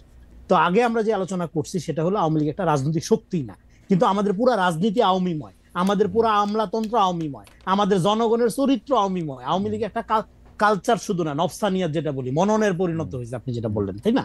তো সেই জায়গা থেকে আপনার পুরা জাতিকে মুক্ত না করলে, আপনি যদি হিউম্যান কোয়ালিটি ভালো করতে না পারেন, সিটিজেন যদি আপনার তার মূল পেশনটাই থাকে যে ধর্মার কাঠ চুরি করব, নিজে ভালো থাকবো, বাড়ি করব, গাড়ি করব এবং বড় লোক হবো, এটাই উন্নয়ন সফলতা, সেই দেশে তো গণতন্ত্র হবে না, সে দেশে তো রাইট হবে না। তাইলে আপনার সিটিজেন এইটা উন্নতি করার একটা পদ্ধতি হলো আপনি আওয়ামী লীগ প্রশ্নটা ডিল করেন, শুধু সংগঠন আকারে না, একটা চিন্তা আকারে, মতাদর্শ আকারে আপনি এটা ডিল করেন। এখন কিভাবে ডিল করবেন? সেই জন্য আমি বলতেছি আমাদের ট্রুথ অ্যান্ড রিকনসিলিয়েশনের প্রক্রিয়া লাগবে। এই যে দেখেন, আমাদের বাংলাদেশে ঐক্য একটা জায়গায় আছে, সেটা হলো আওয়ামী লীগের বিরুদ্ধে সবাই ঐক্যবদ্ধ, ছাত্ররা ঐক্যবদ্ধ, জামাত ঐক্যবদ্ধ, বিএনপি ঐক্যবদ্ধ। কিন্তু সার্জিস যেভাবে আওয়ামী বিরোধী, জামাত কিসেভাবে আওয়ামী বিরোধী, বা বিএনপি কিসেভাবে আওয়ামী বিরোধী, বা আমি কিসেভাবে আওয়ামী বিরোধী, না, আওয়ামী বিরোধীদের মধ্যে তারতম্য আছে।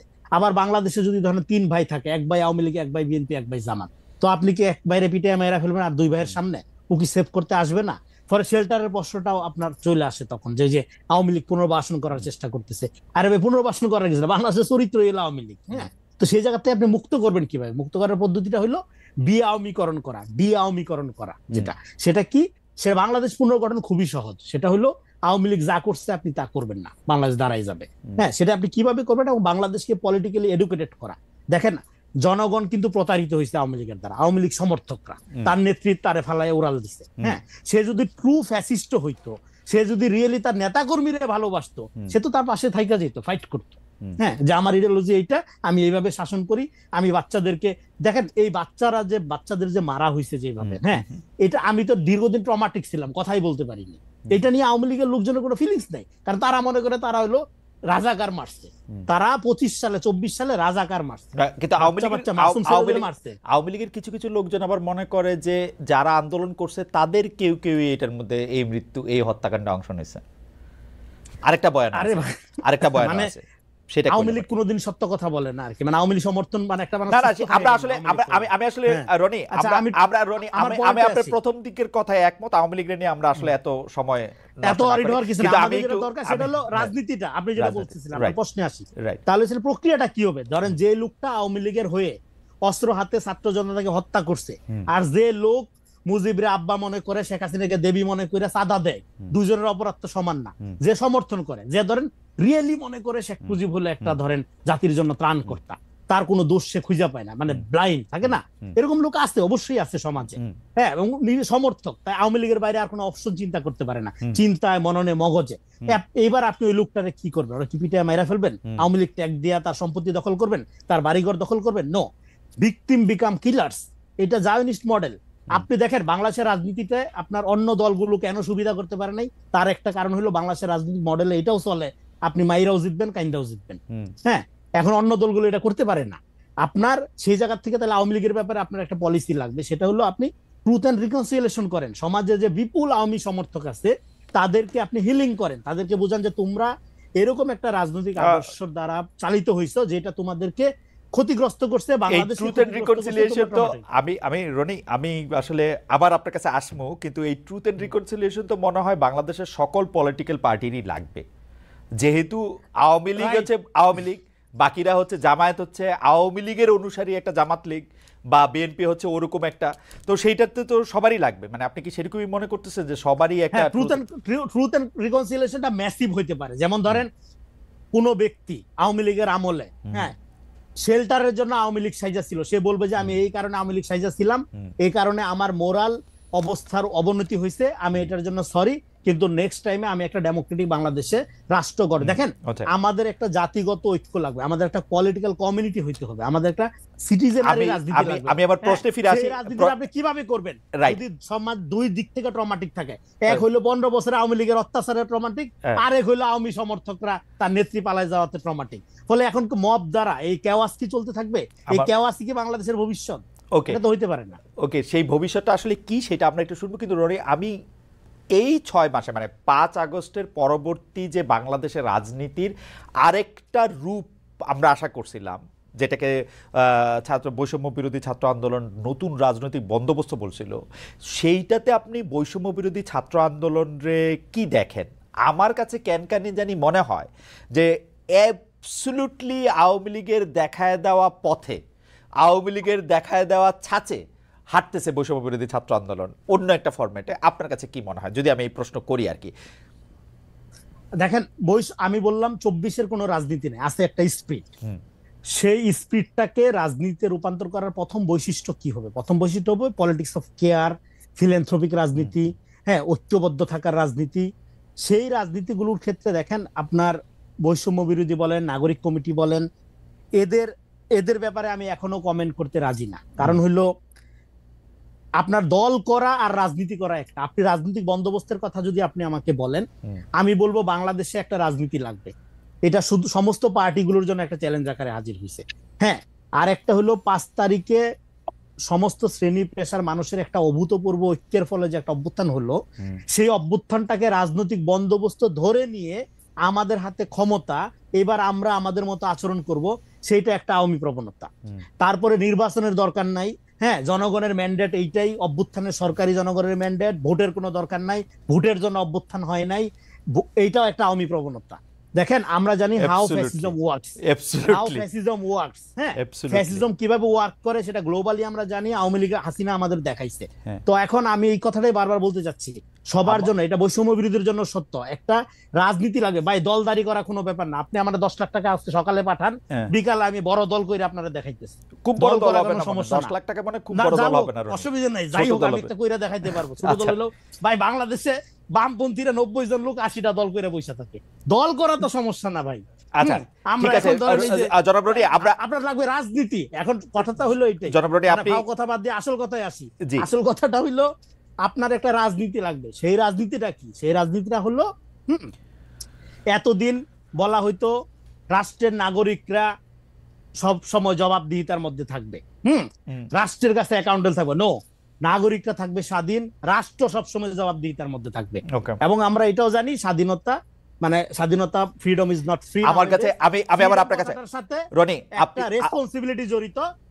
যে লোক রেসপন্সিবল না, তার ফ্রিডম এনজয় করার কোনো রাইট নেই। ওকে, আপনি আমার স্বাধীনতা দিবেন আর আমি বড় মুরগির রানটা আগে চাইনা নিয়ে খাইয়ে ফেলবো, আমার স্বাধীনতা এনজয়ের কোনো, এই জায়গা থেকে আমি আপনার কাছে মাস্ট বি রেসপন্সিবল। এই জায়গায় আমি আপনার কাছ থেকে জানতে চাইবো যে বাংলাদেশের মানুষ, মাফ করবেন, বাংলাদেশের মানুষ এখন ওইরকম রেসপন্সিবল কিনা, বা এরকম রেসপন্সিবল করতে হলে কি করতে হবে, এটা নিয়ে আমি আলাদা প্রশ্ন নিয়ে আসবো। জনাব সার্জিস আলম, অনেকগুলি প্রশ্ন আপনার কাছে জড়ো হয়েছে। একটা হচ্ছে যে আপনি নতুন দল করার জন্য, আপনারা নতুন দল করার জন্য আসলে টাকা নেওয়া, চাঁদা নেওয়া, তারপরে তহবিল সংগ্রহ করা, এক ধরনের ক্যাশ ক্যাপিটাল না, সেটার দিকে যাচ্ছেন কিনা। আর জনাব রনি একটি কথা তুলেছেন যে আপনারা নির্বাচন চান না, এটাই আমাদের ম্যান্ডেট, সেইটা একটা আওয়ামী প্রবণতা, এবং অন্যান্য আওয়ামী প্রবণতাও আপনাদের মধ্যে দেখেছেন কিনা। আমি ওই প্রশ্ন করেছিলাম যে আপনাদের কাজ মাঝে মাঝে আমার কাছে খুবই আওয়ামী লীগের মতো মনে হয়। পুরো ব্যাপারটা ধরে যদি একটু বলেন। যেমন ভাই এক্সাম্পলটা দেন, আপনার লাস্ট কথার একটা যে এক্সাম্পল। যেমন আওয়ামী লীগও পছন্দ করতো না তাদের বিরুদ্ধে কোনো কিছু লেখা হইলে, আওয়ামী লীগ কোনোদিন পছন্দ করতো না তাদেরকে কেউ সমালোচনা করলে, আওয়ামী লীগ খুবই বিভিন্ন জায়গায় গিয়ে এই হুমকি দিত, আমরা যেটা বলবো সেইটাই হবে। আওয়ামী লীগ বলতো যে ভোটের দরকার নাই, উন্নয়ন আসে। এই সরকারের মধ্যে থেকে অনেকে বা এই সরকারের সমর্থক অনেকে এটা বলতে চায় যে নতুন করে নির্বাচনের দরকার নাই, আগে আমরা সংস্কার করব, আমাদের এইটাই ম্যান্ডেট, গণ অভ্যুত্থানই আমাদের ম্যান্ডেট। তারপরে বিভিন্ন সময় বিভিন্ন জায়গায় যে একটা আছে না, একটা তর্জনী উঁচায়া, তর্জনী নির্দেশ করা, উই আর দে করা, এইটা আওয়ামী লীগের যে জায়গা থেকে আমরা যেই 15 বছর যে রক্তাক্ত অভিজ্ঞতার বা যে বিভ্রান্তির মধ্যে আমরা ছিলাম, যে বঞ্চনার মধ্যে আমরা ছিলাম, সেটাও আমরা আসলে অনেক সময় আমি প্রত্যক্ষ করি। আপনি চাইলে আপনারা আমি আলাদা আরো অনেক উদাহরণ দিতে পারি আর কি। এখন একটা ভাই শোনেন, একটা জিনিস আপনাকে বলি, সবচেয়ে বড় কথাটা হচ্ছে আমি আপনার একটা কথার সাথে সম্পূর্ণ দ্বিমত করি, এবং এই কথাটা আমার কাছে মনে হয়েছে খুবই জেনারেলাইজড একটা কথা।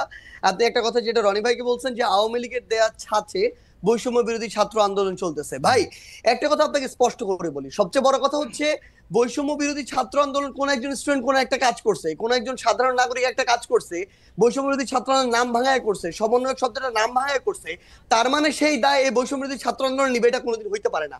আমরা আমাদের জায়গা থেকে সবচেয়ে বড় যে জিনিসটা দেখছি যে এই পুরো যে আপনি যে সিস্টেমটার কথা বলতেছেন, কালচারটার কথা বলতেছেন, এইটা বৈষম্য বিরোধী ছাত্র আন্দোলন বলতে আপনারা যাদেরকে চেনেন ফেস হিসেবে এই মানুষগুলো এটার জন্য সবচেয়ে বেশি স্ট্রাগল করে যাইতেছে। এই পুরো বাংলাদেশের নতুন যে সংস্কার প্রক্রিয়া, এটার জন্য সবচেয়ে বেশি স্ট্রাগল করে যাইতেছে।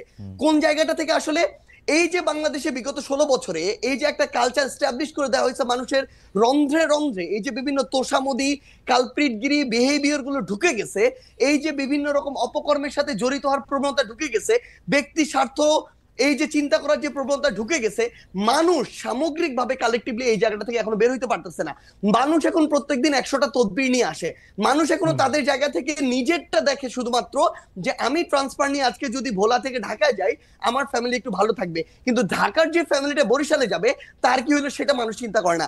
আপনি যদি আজকে দেখেন এই পুরো বাংলাদেশের যে রাজনৈতিক দলগুলো, এই দলগুলো বিগত অর্ধ শতাব্দী ধরে যেই পলিটিক্যাল কালচারটা প্র্যাকটিস করে আজকের এই অবস্থানে আসছে, এই অভ্যুত্থানের পরও ওই পলিটিক্যাল কালচার থেকে ওই পলিটিক্যাল দলগুলো বের হইতে পারে না, তার রাজনৈতিক নেতৃবৃন্দ বের হইতে পারে না। ভাই শেষ করি, একটু শেষ করি ভাই। ভাই আমরা তো চোখের সামনে থেকে দেখতেছি, আপনাকে বলি ভাই, আপনি তো বাইরে থেকে দেখতেছেন, আমরা চোখের সামনে থেকে দেখতেছি। আপনাকে বলি, আজকে এই যে এত এত রক্তের উপরে দাঁড়িয়ে, খুনের হত্যার উপরে দাঁড়িয়ে, লাশের উপরে দাঁড়িয়ে এই যে সরকার, আমরা তো সরকার সরাসরি নাই, কিন্তু আমরা সরকারকেও দেখতে পাচ্ছি, মাঠকেও দেখতে পাচ্ছি। আমাদের সবচেয়ে বড় যে সুবিধাটা হয়েছে, মানুষের না আসল চরিত্রটা আমরা দেখতে পাচ্ছি। বড় বড় রাজনীতিবিদ, বড় বড় সুশীল, বড় বড় শিক্ষাবিদ, বড় বড় মিডিয়া ব্যক্তিত্ব, এগুলো আপনার সামনে যতটা ভদ্র যেভাবে প্রেজেন্ট করে, ভিতরে এক একটা কালপ্রিট এবং ভণ্ড।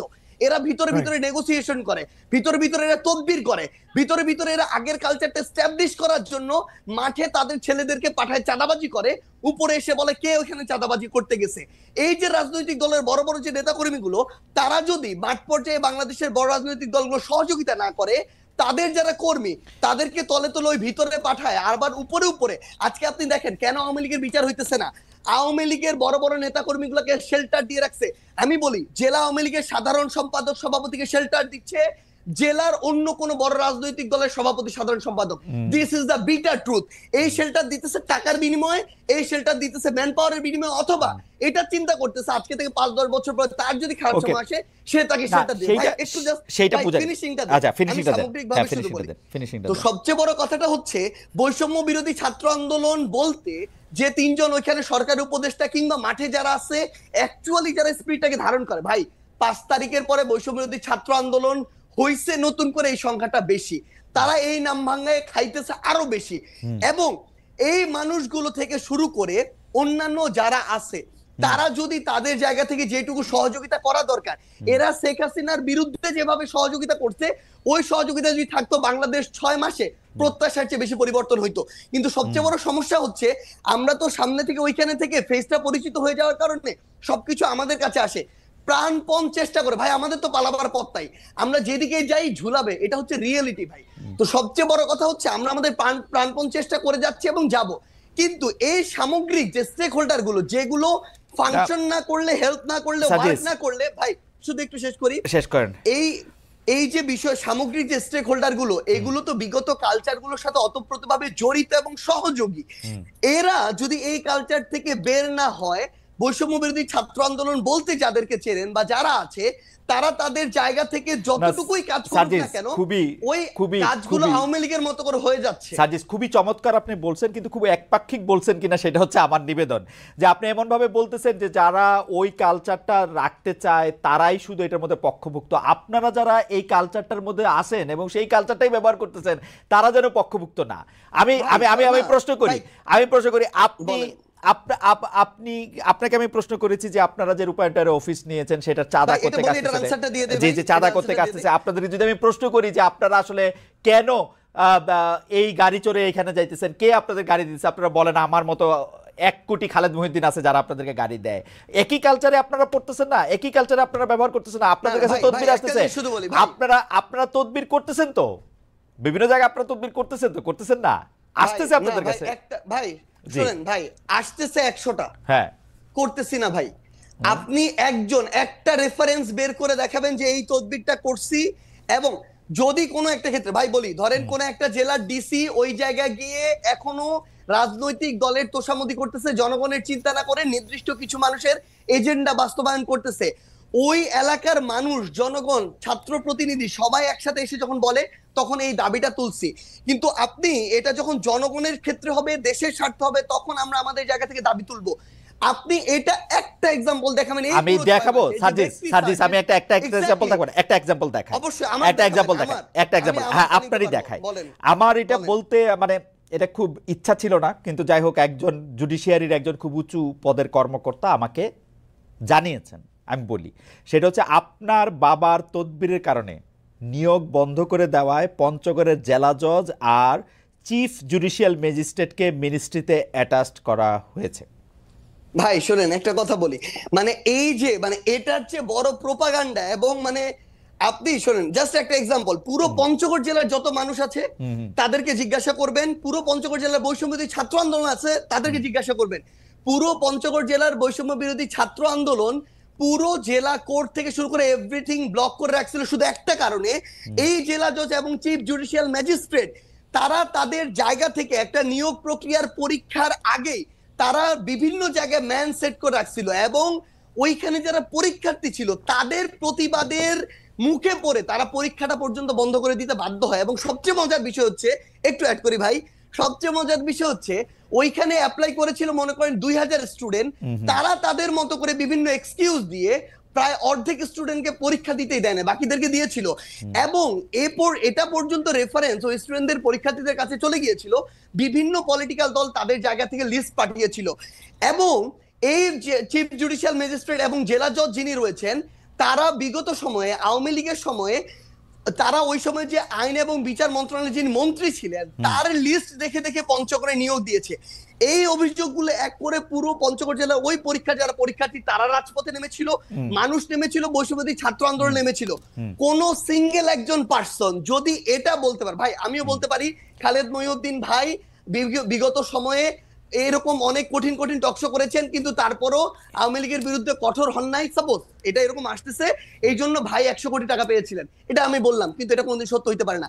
আপনি সিঙ্গেল এরকম একটা দেখাবেন যে কেউ একজন বলবে যে আমাদের একটা রেফারেন্স ওই জায়গায় গিয়েছিল যে কারণে আমরা এটা বাধা দিয়েছি। আচ্ছা, প্রথম কথা যে আপনি কি এই সমস্যার সমাধান করলেন, মানে এই সমস্যার সমাধানে আপনি নেতৃত্ব দিলেন?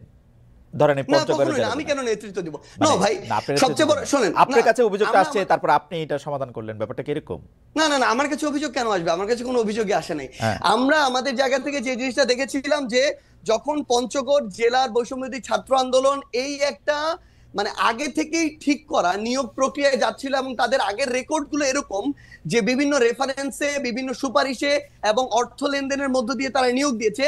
পুরো বৈষম্যবিরোধী ছাত্র আন্দোলন শুধু না, পুরো পঞ্চগড় জেলা জজ কোর্ট জানি, যত অ্যাডভোকেট আছে সবাই জানে যে তারা এগুলোর সাথে জড়িত। ভাই শেষ করি তো, তখন যখন তারা এই আন্দোলনে নামে সেই জায়গার জেলা প্রশাসক থেকে শুরু করে জেলা পুলিশ সুপার এবং অন্যান্য যারা, ইভেন আইন এবং বিচার মন্ত্রণালয়ের যারা যিনি দায়িত্বে রয়েছেন সচিব হিসেবে বা অন্যান্য হিসেবে, তারা তাদের জায়গা থেকে এই বিষয়টি শুধু আমাকে বলেছিল যে এইটুকু যেন দেখা যায় যে স্টুডেন্টরা যেন ওখানে ভাঙচুর না করে বিচারিক প্রাঙ্গণে। সেই জায়গাটিতে আমরা আমাদের জায়গা থেকে বৈষম্যবিরোধী ছাত্র আন্দোলনকে বলেছিলাম তারা তাদের যৌক্তিক আন্দোলন চালিয়ে দেখ, কিন্তু তারা যেন কোনো ভাঙচুর প্রক্রিয়া না যায়, এইটুকু। এটা হচ্ছে প্রশাসনিক বিষয় ভাই, কিন্তু না ভাই আমার মনে হয় যে একটা কথা অ্যাড করতে হবে ভাই, একটা কথা অ্যাড করতে হবে, সেটা হচ্ছে সবচেয়ে বড় বিষয় হইতেছে কি ভাই, কিছুদিন আগে আমি এরকম দেখছিলাম সোহরাওয়ার্দী মেডিকেলে একটা প্রেসক্রিপশনে লেখা সমন্বয়ক সার্জিস আলমের আত্মীয়, বাড়ি হচ্ছে নাটোর না পাবনা, এরকম কিছু একটা জায়গা। আমার 14 গোষ্ঠীতে ভাই এখানে কেউ নাই। এখন অল্প কিছু নাম যেহেতু সবাই জানে, এই নামগুলোকে বিভিন্ন ভাবে ব্যবহার করা হয়। যখন দেখতেছে তার প্রত্যাশিত কিছু একটা হচ্ছে না, তখন যাকে তার সন্দেহ হচ্ছে তার বিরুদ্ধে এরকম এলিগেশন দিয়ে দিচ্ছে। কিন্তু এটা যখন ভাই একটা জিনিস শুধু বলি, এটা যখন আপনি আপনার জায়গায় এরকম, আপনি ভাই আমাদের কাছে অনেক রেসপেক্টেড, একদম সোজা বাংলা কথা বলি ভাই, সো সেই জায়গায় যখন এরকম মানে এরকম একটা কথা চলে আসে, কেউ একজন বললো ওইটা এরকম একটা মেইন স্ট্রিম জায়গায় চলে আসে, এটা খুবই অপ্রত্যাশিত। আর আপনাকে যদি অফিসের কথা এবং এই কথাটা বলি ভাই, আমি আমার জেলায় এ পর্যন্ত 8000 কম্বল দিয়েছি ভাই। এই টাকাটা কোনো চাঁদার টাকা না। এই 8000 কম্বল আমি যদি ওই মানুষগুলোর সাথে যোগাযোগ করে না নিতাম, ওই মানুষগুলো অন্য কাউকে দিত। বাংলাদেশে এরকম অন্তত কয়েক হাজার মানুষ আছে যারা প্রত্যেক বছর 10-20 হাজার কম্বল বিভিন্ন জায়গায় দেয়। আমি এর মধ্যে মনে করেন 10 জন মানুষের খোঁজ পেয়েছি বা খুঁজে বের করেছি। আমি ওটাতে যাচ্ছি ভাই, আমি তাদেরকে বলেছি যে ভাই আমার পঞ্চগড়ে প্রচন্ড শীত, আপনি যদি আমাকেও 1000 দিতেন, আমি আমার মাধ্যমে বিতরণ করতাম, তাহলে ভালো হতো। তারা দিয়েছেন, এইটুকুই কম্বলের বিষয়। 2 নম্বরে আসেন ভাই রূপায়ণ টাওয়ারের বিষয়। ভাই একদম স্পষ্ট কথা বলি, বাংলাদেশের রাজনীতি করতে বিগত রাজনৈতিক দলগুলো যেই লেভেলের টাকা খরচ করার কালচার তৈরি করেছে, একদম মানে কালো টাকা দিয়ে, সেটা যদি কন্টিনিউ হয় আমাদের দ্বারা বাংলাদেশের রাজনীতি করা সম্ভব না, একদম ক্লিয়ারলি বলে দিলাম। আমরা আমাদের জায়গা থেকে ভাই একটা ফাউন্ডেশন করার প্রসেস অলমোস্ট শেষের দিকে। এই ফাউন্ডেশনে ওপেন ফান্ডিং হবে দেশের এবং দেশের বাইরের। আমরা আমাদের জায়গা থেকে আমাদের ম্যানিফেস্টো তুলে ধরবো পুরো পৃথিবীর মানুষের সামনে। আমরা যদি আমাদের রাইট ট্র্যাকে থাকি তারা ফান্ডিং করবে, যদি না থাকি তারা ফান্ডিং করবে না। এবং আপনি যে এই গাড়িটার কথা বলছেন ভাই, আমি আপনাকে বলি, আপনি যদি দেশে থাকতেন না, আপনি এতদিনে আমার অন্তত 5 দিন কল পাইতেন যে ভাই মহিউদ্দিন ভাই আপনার তো হচ্ছে 2টা গাড়ি আছে, আমাকে একটা গাড়ি একটু 3 দিনের জন্য দেন বা 1 দিনের জন্য দেন, ড্রাইভার এবং গাড়ি আপনার, তেলটা আমি দিব ভাই। আমি ভাই লিখে দিতে পারি, আপনি খালেদ মহিউদ্দিন ভাই আপনার 2টা গাড়ির মধ্যে একটা গাড়ি একদিনের জন্য আমাকে দিতেন। এরকম আমাদের বাংলাদেশে এই অভ্যুত্থান পরবর্তী সময় হাজার হাজার মানুষ আছে ভাই, যে 16 বছর পরে একটু হাফ ছেড়ে নিঃশ্বাস নিচ্ছে। এই মানুষগুলোর ওই সামর্থ্যটুকু আছে। এই মানুষগুলো এখন লক্ষ লক্ষ কোটি কোটি টাকা তাদের উপরে যে চাঁদা এভাবে চাপিয়ে দেওয়া হতো, সেটা থেকে তারা এখন মুক্ত। ভাই আমরা না রিকোয়েস্ট করি ভাই এভাবে ওপেনলি ভাই, একদিনের জন্য ফোন দিয়ে রিকোয়েস্ট করি আমরা আপনাদের যারা এখানে আছেন, নিশাদ ভাই থেকে শুরু করে আমরা তাদেরকেও করবো ভাই, যদি দেন ভালো হবে, না হলে ভাই আমরা আরেকজনের কাছে বলবো যেই দেয় ভাই। আজকে কেউ দেয় নাই ভাই, ক্লিয়ারলি বলে আজকে কেউ দেয় নাই, হেঁটে চলছে, রিকশায় চলছে ভাই, এভাবেই আমাদের লাইফ চলছে। জনাব সার্জিস আপনাকে ধন্যবাদ। আমি শেষ প্রসঙ্গে মানে অনুষ্ঠানের আসলে একটু সময় বেশি লাগলো কারণ সার্জিস একটু দেরি করে আসছিলেন, কিন্তু আমরা একটা শেষ প্রসঙ্গে আসি খুব সংক্ষেপে। জনাব রনি আপনি যদি 2 মিনিটে বলেন, তারপর আমরা সার্জিসকে 1 মিনিট শুনে আমরা আজকের অনুষ্ঠান শেষ করব। সেটা হচ্ছে যে আমি জানতে চাইছিলাম যে এই যে বর্তমান যে যারা বৈষম্য বিরোধী ছাত্র আন্দোলন, যারা নতুন রাজনৈতিক দল করতেছে, সরকার করতেছে, তাদেরকে আপনি কি দেখেন, তারা ঠিক পথে আছে কিনা, তারা রাজনৈতিক জায়গাটা থেকে?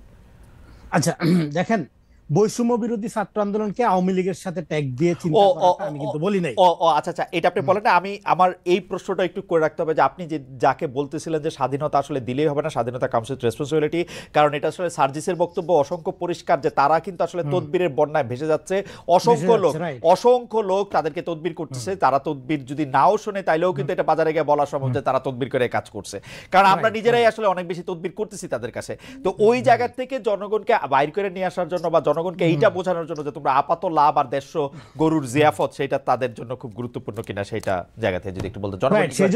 আর সার্জিস এই ব্যাপারটা নিয়ে আপনি একটু কথা বলবেন যে জনগণকে বোঝানোর জন্য আপনারা কি করতেছেন, যে জনগণরা আসলে নতুন রাজনৈতিক বন্দোবস্ত চায় কিনা, যে রাজনৈতিক বন্দোবস্ত আসলে এই তদবির এইটা থাকবে না। জনাব রনি আপনি আগে। হ্যাঁ, এখন এই রাজনৈতিক বন্দোবস্তের জন্য দেখেন, আমি বৈষম্য বিরোধী ছাত্র আন্দোলন সার্জিস যেটা বলতেছিল যে আমরা কিন্তু রিস্কে আছি, রিস্কের কোনো কিছু নাই। হ্যাঁ দেখেন, বাংলাদেশে একটা ঘটনা ঘটে গেছে, 24 একটা ঐতিহাসিক ইভেন্ট, এবং এইটা বাংলাদেশকে রাজনৈতিকভাবে যদি মুক্ত করতে না পারে তাহলে আমরা আবার আগের জায়গায় ফিরে যাব। প্রত্যেকটা রাজনৈতিক দলের জন্য এটা চ্যালেঞ্জ আকারে হাজির হয়েছে। এখন ছাত্রদের মধ্যে ডেফিনেটলি নতুন আমাদের রাজনীতি লাগবে। সেই রাজনীতি যদি করতে এই ছাত্র নেতৃত্ব, সার্জিসদের নেতৃত্বে, মাহফুজদের নেতৃত্বে, নাহিদদের নেতৃত্বে এরা যদি ব্যর্থ হয়, যেই জেনজি জেনারেশন আপনার রাস্তায় নেমে বন্দুকের গুলির সামনে বিদায় পৃথিবী বলে দাঁড়াইছে, সে নাগরিক ভিত্তিক ইনসাফ ভিত্তিক রাষ্ট্র যদি না পায়, তাহলে ওই যে জাসদ গণবাহিনী টাইপের একটা এনার্কি শুরু হবে বাংলাদেশে। কারণ 5-7 বছর পরে এরা ইয়াং হবে, এদের মধ্যে যে আকাঙ্ক্ষা তৈরি হয়েছে 24-এ, দেখেন একটা গণ অভ্যুত্থান 10,000 বই পড়া যায় জ্ঞান হয়, তার চেয়ে অনেক বেশি জ্ঞান রাজনৈতিক প্রাজ্ঞতা পোলাপানদের দেয়। হ্যাঁ, ফলে আমি মনে করি বৈষম্য বিরোধী ছাত্র আন্দোলন, নাগরিক কমিটি এবং এই যে ছাত্র নেতৃত্ব, তারা যদি একটা নতুন বাংলাদেশ, নাগরিক ভিত্তিক ইনসাফপূর্ণ বাংলাদেশ কায়েম করতে ব্যর্থ হয়, তার কাফফারা এদের প্রত্যেককে দিতে হবে। কারণ আমরা বেঁচে আছি মানে আপনি তো রনি এটা খুব সহজে বলতেছেন, কিন্তু এইটা করা কি সম্পূর্ণ ওদের হাতেই আসে? যে ধরা যাক এটা কি একটা সিলেবাস, যে এই সিলেবাসটা পড়ে আমরা পরীক্ষা দিলাম, এটা সিলেবাস। কারণ হইলো কি, আওয়ামী লীগ দেখেন বাংলাদেশে ঐক্যটা হয়েছে আওয়ামী লীগের বিরুদ্ধে। আপনার কি করতে হবে আপনি জানেন। আওয়ামী লীগ যা করছে তার উল্টাটা করলে বাংলাদেশ দাঁড়াই যাবে। হাসিনা যা করছে, হাসিনা যেভাবে ব্যুরোক্রেসি চালাইছে, হাসিনা যেভাবে জুডিশিয়ারি চালাইছে, হাসিনা যেভাবে আপনার শিক্ষা প্রতিষ্ঠান চালাইছে, ওইভাবে আপনি চালাবেন না, তাইলে বাংলাদেশ দাঁড়াই যাবে। কিন্তু এটা চালাবেন না, যে তার জন্য একটা ঐক্য দরকার। সেটা কি? জামাত, বিএনপি, ছাত্র জনতা, নাগরিক সম্মিলিত একটা ঐক্য দরকার। এখন সেই ঐক্যটা কেন হচ্ছে না? কারণ হইলো, যেটা বলতে চাচ্ছিলাম এর আগে, আওয়ামী বিরোধিতার মধ্যে একটা তারতম্য আছে। ধরেন আপনি আওয়ামী লীগের বিরোধিতা করতে গিয়ে আপনার ন্যারেশনটা হয়ে গেছে জামাতের মতো, আবার আরেক গ্রুপ আওয়ামী লীগ বিরোধিতা করতে গিয়ে হয়ে যাচ্ছে ওটা বিএনপির মতো। তাহলে আমরা যে নতুন রাজনৈতিক বন্দোবস্তের কথা বলতেছি, সেটা তো আর হচ্ছে না, সেটা হয়ে যাচ্ছে বিএনপির মতো অথবা জামাতের মতো। তাহলে মানুষ তো এই দুইটা দলকে একই দেখে, জানে তারা। হ্যাঁ, তারা তো বছরের পর বছর, দশকের বছর দেখতেছে।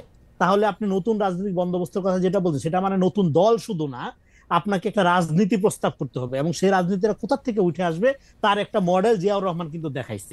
জিয়াউর রহমান দেখাইছে কিভাবে রাজনীতিটা উঠে আসতে হবে এই প্রেস কনফারেন্স থেকে না, রাজনীতিতে উঠে আসতে হবে মিডিয়ার বকবক থেকে না, রাজনীতিতে উঠে আসবে রোড থেকে, মাঠ থেকে, আপনাকে অথবা ক্যান্টনমেন্ট থেকে না। জিয়াউর রহমান ক্যান্টনমেন্ট থেকে রাজনীতি করে ওঠে, এটা জিয়াউর রহমান একটা বিপ্লব করছে। দেখেন, আরেকটা বলা হয় কিংস পার্টির কথা, জিয়া রহমান একটা বিপ্লব করছে আর আমরা করছি একটা অভ্যুত্থান, আচ্ছা। ফলে আমাদেরকে জনগণের কাছে যাওয়া ছাড়া আর কোনো পথ নাই। জিয়া রহমান বিপ্লব করার পরেও আবার জনগণের কাছে গেছে। জনগণের কাছে গিয়ে রাজনীতি গইরা আমরা তো এত কিছু বুঝি না, আপনি তাত্ত্বিক, আপনি বলেন এটাকে অভ্যুত্থান, এটা বিপ্লব না, নাকি বিপ্লব অভ্যুত্থান না? বিপ্লব অভ্যুত্থান না, আমাদেরকে অন্য স্যারেরা আবার আইসা বলে যে না এটা আসলে বিপ্লব হয় নাই, অভ্যুত্থান হয়েছে, মানে তো ডেফিনেটলি অভ্যুত্থান। কারণ বিপ্লব হওয়ার জন্য আপনার সবকিছুর উপর ওই বিপ্লবী মানে অভ্যুত্থানকারী শক্তির কন্ট্রোল থাকে। দেখেন সার্জিসটা কোনো কাজ করতে পারতেছে না এই আমলাতন্ত্রের কারণে, সার্জিসটা কোনো কাজ করতে পারতেছে না জুডিশিয়াল কন্ট্রোলটা তো ভাঙা যায় না। আমাদের দরকার, শুনেন, এই ছাত্র নেতৃত্ব যদি ফেল করে তাহলে আমাদের শহীদদের এই যে দায় একটা আছে না, এটা তো আছেই, জীবিত যারা আহত এবং এই যে বিপুল তরুণ জনগোষ্ঠী জেনজি জেনারেশন যে অভ্যুত্থান ঘটাইছে, তারা আগামীতে যে পলিটিক্যাল এংজাইটিতে ভুগবে এবং তার ফলে যে বিস্ফোরণ হবে, সেইটা এখন কি কেওয়াজ, সেই কাজ আমি কল্পনাও করতে পারি না। সেটার দায় নিতে হবে, সেটার দায় সমস্ত রাজনৈতিক দলকে নিতে হবে যেরকম, এবং ছাত্র নেতৃত্ব আমি মনে করি তারা ভালোভাবে বুঝতে পারতেছে আমি জনগণের নতুন রাজনীতি গড়ে তোলার জন্য মাঠে যাবে এবং জনগণের ভিতর থেকে একটা রাজনৈতিক দল গড়ে তুলবে। আমি জনগণের জায়গাটা বোঝার জন্য একটু জনাব সার্জিস আলমের কাছে আসি। জনাব রনি, আপনাকে ধন্যবাদ। সার্জিস, আপনি যদি 1-1.5 মিনিটের মধ্যে কথা শেষ করেন তাহলে ভালো হয়, আমরা আসলে অনুষ্ঠানের পরে। জনাব সার্জিস। ভাই, আমরা আমাদের জায়গা থেকে এখন পর্যন্ত বাংলাদেশের প্রত্যেকটা জেলা উপজেলা ইউনিয়নে যাওয়ার চেষ্টা করছি। আমাদের জাতীয় নাগরিক কমিটি, বৈষম্য বিরোধী ছাত্র আন্দোলন, জাতীয় নাগরিক কমিটির প্রায় 300-র উপরে আমাদের কমিটি আছে উপজেলা পর্যায়ে, আর বৈষম্য বিরোধী ছাত্র আন্দোলনের প্রায় 40টার মতো জেলা কমিটি আছে। আমি আমার জায়গা থেকে অভ্যুত্থানের পরে এখন পর্যন্ত প্রায় 35-36টা জেলায় গিয়েছি।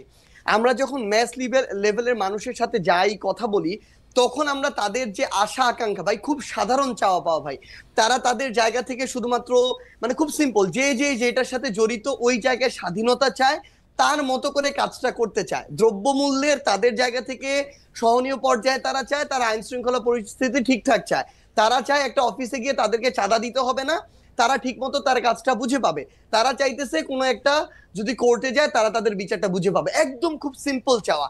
আমরা আমাদের জায়গা থেকে মনে করি বাংলাদেশের মানুষের যেমন অনেক ধরনের সমস্যা অনেক বেশি, বাংলাদেশের মানুষের চাওয়াগুলো সহজ। এটার জন্য যেটা হচ্ছে সামগ্রিকভাবে যে স্টেক হোল্ডারগুলো, রাজনৈতিক দল বলেন, আপনি সিভিল সোসাইটি বলেন, আপনি আমলাতন্ত্র বলেন, এই যে ইয়াং জেনারেশন যারা এখন বিভিন্ন জায়গায় বিভিন্ন প্ল্যাটফর্মে প্রতিনিধিত্ব করছে, তাদের কথা বলেন, সবাইকে তাদের জায়গাতে ভূমিকা রাখতে হবে। এবং সবচেয়ে গুরুত্বপূর্ণ, সাধারণ জনগণ আমরা যাদেরকে বলি, যারা শুধু প্রশ্ন করে, দায়বদ্ধ কম থাকার বিষয়টা যাদের ক্ষেত্রে দেখা যায়, তাদেরকেও ভাই দায়বদ্ধ হইতে হবে। তারা প্রত্যেকের জায়গা থেকে কোনো না কোনো জায়গায় জড়িত, সেটা একটা বাজারে হোক, সেটা একটা হাটে হোক, সেটা একটা অফিসের পিয়ন হিসেবে হোক, প্রত্যেকে যদি প্রত্যেকের জায়গায় দায়বদ্ধতা নেয়, তাহলে আমরা মনে করি এই যে জনগণের যে আশা আকাঙ্ক্ষা, সেটার প্রতিফলন ঘটানো সম্ভব। আরেকটা জিনিস ভাই আপনাকে শুধু বলি, এত বড় একটা অভ্যুত্থান হয়ে গেছে, এই অভ্যুত্থান আমরা এখন দেখতেছি না যে এইটাতে চড়তেছে, এই শার্ট পরতেছে, এই কাপড় পরতেছে, কত না কত টাকা করে ফেলছে, কত না কত কিছু মনে হয় খরচ হইতেছে। ভাই এত বড় একটা অভ্যুত্থান হয়ে গেছে, শাহবাগে গামছা করে 5 টাকা 10 টাকা তোলা হয়েছে, 10, 12, 15 হাজার টাকা, ওইটা দিয়ে ওই দিনের প্রোগ্রাম চলছে। যদি উদ্দেশ্য ভাই একটা জিনিস শুধু, যদি উদ্দেশ্য আমাদের সৎ থাকে, সামনে আমাদের ওই চিন্তা ভাবনা দেশ এবং মানুষকে রেখে থাকে, ওই 24-এর অভ্যুত্থানের স্পিরিটটা থাকে, ভাই খুব বেশি কিছু খরচের প্রয়োজন নাই, 24-এর অভ্যুত্থানের স্পিরিটটা না, 24-এর অভ্যুত্থানের স্পিরিটটা সম্পর্কে সার্জিস আপনার সামনে কি কোনো স্ক্রিন আছে? আপনি কি আমাকে দেখতে পাচ্ছেন? না জি আমি দেখতে পাচ্ছি। আপনি দেখতে পাচ্ছেন? আপনি দেখেন, আপনাকে আমি আসলে স্ক্রিনে দেখাইতেছি। এটা হচ্ছে মেহের আফরোজ শাওনের একটা স্ট্যাটাস। মেহের আফরোজ শাওন স্ট্যাটাসে দিছিলেন 17 জুলাই আবু সাঈদের বুক চিতিয়ে দাঁড়ানোর একটা ছবির একটা দিয়ে উনি এটার মধ্যে বলছিলেন যে মানে সমালোচনা করছেন সরকার। এটা 17 জুলাই 2024। সেই মেহের আফরোজ শাওনকে গ্রেফতার করা হয়েছে হইলো ফেসবুকে অ্যাক্টিভিজম করার জন্য।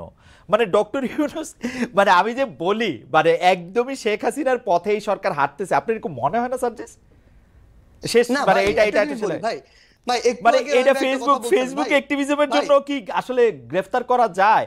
কারণ কি আমি কেন এই কথা বলতেছি, মেহের আফরোজ শাওনরা যখন 17 জুলাই এই জিনিসটা করছিলেন, তখন কিন্তু শেখ হাসিনার পায়ের তলা থেকে সংস্কৃতিজীবীদের মাটিটা সরে গেছিল এবং এইটা কিন্তু তাকে অনেক বড় আঘাত দিছে। এর জন্য কিন্তু তাদেরকে আসলে আমাদের ধন্যবাদ দেওয়া উচিত।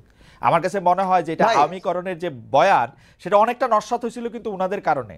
যাই বলেন আপনি ভাই, একটা জিনিস একদম ভাই, না কেউ যদি ভাই জুলাইয়ে মেহের আফরোজ শাওন যেই আপনি যেটার কথা বললেন এই কাজের জন্য তাকে বাহবা দিতে আমাদের বিন্দুমাত্র কার্পণ্য নেই, কিন্তু সবচেয়ে বড় কথাটা হচ্ছে ভাই একটা জিনিস স্পষ্ট করে বলি, এই অভ্যুত্থানে ধরেন কোন একটা জেলায় যারা নির্দিষ্ট ওই সময়টাতে সমন্বয় করেছেন, যদি এই সংখ্যাটা 50 জন হয়ে থাকে, অভ্যুত্থানের পরবর্তী সময়ে ওই স্পিরিটটা ধারণ করে ওই জায়গায় সৎ থেকে কাজ করার সংখ্যাটা আর 50 জন নাই ভাই।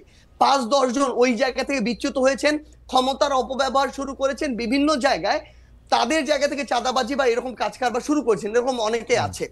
এখন সবচেয়ে বড় কথাটা হচ্ছে ওই নির্দিষ্ট একটা ভালো কাজের জন্য আমি অবশ্যই তাকে ধন্যবাদ দিব, কিন্তু সেটাকে কেন্দ্র করে এখন যেমন আমরা দেখছি কয়েকটা গ্রুপ হয়েছে ভাই, আমি নিজে 2টা ফেসবুক গ্রুপ কারা চালায় আমি জানি না, তাদের বিরুদ্ধে আমি মামলা করেছি নিজে গিয়ে, আমার জীবনের প্রথম মামলা।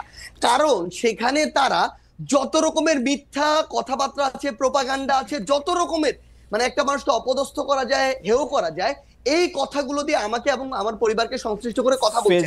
এটা কোনোদিন ভাই এটা কোনোদিন গণমাধ্যমের মানে তারা সোশ্যাল মিডিয়া যে স্বাধীনতা প্রত্যাশা করে, এটা কোনোদিন সেই স্বাধীনতা হইতে পারে না ভাই।